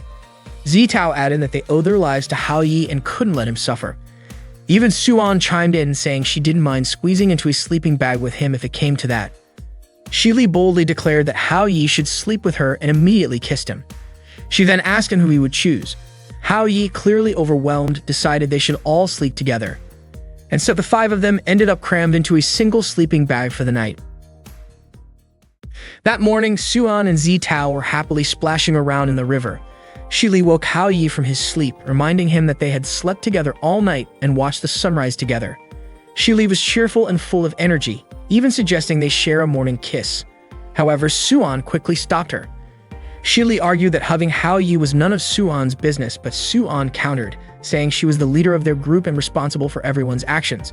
She then asked if anyone agreed that Hao Yi should belong to Shi Li. The two started bickering again while Hao Yi quietly slipped away to join Yuan, who was studying a map. Hao Yi pointed out their current location and Yuan was marking the shortest route for their journey. Hao Yi praised Yuan for being so reliable. Yuan estimated they could make it back by midday, suggesting that the teacher might already be looking for them by then. Meanwhile, Zitao tried to intervene in the argument between Shi Li and Suan but ended up getting hit by a branch, which tore her dress. Shi Li blamed Suan for dodging her attack and dismissed Zitao's presence as an interference with her date with Hao Yi. Suan retorted, saying Hao Yi would never like a girl who caused trouble every day like Shi Li. Hao Yi stepped in to calm things down, but before he could, Yuan suddenly fainted. Suan checked the medicine provided by the organizers, only to find that it was all for external use. She suggested taking Yuan to the hospital, but they had lost contact with everyone else due to the lack of signal in the area. Yuan was the only one who knew how to get back. Hao Yi immediately told everyone to pack their things and asked for the map and compass. Just then, a helicopter landed nearby and Shi Li's mother stepped out, demanding that Shi Li leave with her. She threatened to restrain Shi Li again if she refused. Just as her mother was about to drag her away, Shi Li suddenly complied, surprising everyone. Shi Li explained that she wanted to bring someone with her, Yuan, who had fainted because of her. She insisted that Yuan needed to get to a hospital immediately. Shi Li's mother revealed that she had already informed the teacher about Hao Yi and the group's situation and had arranged for off-road vehicles to pick them up. Hao Yi thanked Shi Li's mother as the helicopter flew away. When he turned back towards Suan and Zitao, he was startled to see Zitao's torn dress exposing part of her underwear. Suan scolded Hao Yi for looking, but he quickly took off his own shirt, prompting Suan to call him a pervert. It turned out Hao Yi only wanted to give his shirt to Zitao to cover herself. After the camping trip, Hao Yi felt like he had barely escaped with his life. Fortunately, they were all rescued. Hoping to relax at home, Hao Yi was surprised when Zitao said she wanted to visit his house to return his shirt. As Hao Yi tidied up his place, someone knocked on the door. Thinking it was Zitao, he opened it only to find Zhang Dong. Zhang Dong teased Hao Yi about inviting girls over when he was home alone, warning him that Shi Li might kill him for it. Hao Yi tried to shut the door, but Zhang Dong forced his way in. Claiming he had something important to discuss, Zhang Dong ignored Hao Yi's protests. Once inside, Hao Yi brought him a glass of water. Zhang Dong joked that even though Hao Yi said he wasn't welcome, he still treated him well. Zhang Dong asked if Hao Yi had decided what to do about Shi Li, mentioning that Yuze had returned and implying that if Hao Yi didn't care for Shi Li, Zhang Dong would pursue her himself. Hao Yi admitted he wasn't sure if he could let Shi Li go. This answer frustrated Zhang Dong, who angrily shattered a flower vase. Zhang Dong criticized Hao Yi for his indecisiveness, claiming it hurt not only Shi Li but also Zitao, who loved him as well. Hao Yi asked for more time to think. Unbeknownst to them, Zitao had arrived at the door and overheard their conversation. She apologized for eavesdropping. Hao Yi apologized for not noticing her earlier. Zhang Dong left and Hao Yi invited Zitao inside. He quickly cleaned up the broken vase and apologized for the scene she had witnessed. Zitao asked if Zhang Dong was a friend of Hao Yi and Shi Li. She also wanted to know why Shi Li acted the way she did and what had happened between Hao Yi and Shi Li. Hao Yi explained that Shi Li had once been his neighbor and would often keep him company when his parents weren't around. Those were good memories, he admitted. Not long after that, Shi Li started to change. She became confused about why Hao Yi was smarter than her and even hit him when his grades were higher than hers. Hao Yi couldn't understand why she had become so competitive. Although they still talked, their conversations were no longer as cheerful as before. One day, Zhang Dong showed up and invited Shi Li to join him and Hao Yi. Hao Yi didn't say anything, but thanks to Zhang Dong, he and Shi Li continued hanging out together. Zhang Dong tried to ease the tension between the two. Then one day, Shi Li started dating Yuzet. Zhang Dong asked Hao Yi if he was okay with it, and if he didn't have something he wanted to tell Shi Li. Hao Yi said it was fine as long as Shi Li liked Yuzet too, and that they seemed happy together. Shi Li and Yuzet were always together, and everyone at school knew about their relationship. The poster for the New Year's Eve party was already on the school bulletin board. Zhang Dong asked Hao Yi if they were planning to attend. Hao Yi said he wouldn't be going, which made Zhang Dong feel lonely since Shi Li would likely be at the party with her boyfriend. Suddenly, Shi Li and Yuzet appeared. Shi Li asked Zhang Dong if he had already decided on a dance partner. She then proudly announced that she had found hers. her boyfriend Yuze, whom she called the best guy at their school. Shili introduced Yuze to Zhengdong. Yuze urged Shili to start getting ready for the party. At first, Shili refused, but Yuze insisted and she eventually agreed. As they walked away, Yuze asked Shili, who was standing next to Zhengdong. Shili replied that she didn't know him. Later, Haoyi overheard some students gossiping about Shili. They called her an antisocial snob and couldn't understand why Yuze liked her or what he saw in her. Haoyi commented to Zitao that if he had figured out Yuze's plan earlier, Shili wouldn't have been hurt. At the New Year's Eve party, Yuze made a shocking announcement. He was getting engaged to his girlfriend Momo. The crowd was abuzz, questioning how this could happen since Shili was supposed to be Yuze's girlfriend. They speculated that Momo, with her refined family background, gentle demeanor, and elegance, was far superior to Shili. Shili couldn't take it anymore. She confronted Yuze, asking if he expected her to congratulate him on his engagement. Shili demanded that Yuze stop this charade, reminding him that she was his girlfriend and asking who Momo really was. Instead of answering, Yuze pushed Shili aside. He admitted that being with her had always been an embarrassment for him. He told her he couldn't believe she actually thought he considered her his girlfriend. The students turned against Shili, calling her arrogant and accusing her of looking down on others. Yuze even said no guy would ever like a girl as conceited as Shili. After that incident, Shili became more isolated than ever. The entire school gossiped about her and some even laughed at her openly. She became a social outcast and eventually left school. Haoyi visited Shili at her home, where she had locked herself in her room. He told her that Zhengdong had been heartbroken since she left. Haoyi opened her window and invited her to take a walk. Suddenly, Shili hugged Haoyi and kissed him. Her behavior became strange as she begged him not to leave her. After that, Shili and her mother went to the hospital. Zitao later asked Haoyi if he still liked Shili. Haoyi reassured her not to worry, promising to clarify their relationship once everything with Yuze was resolved. Zitao couldn't help but wonder if Haoyi was serious when he claimed that Shili was just a friend.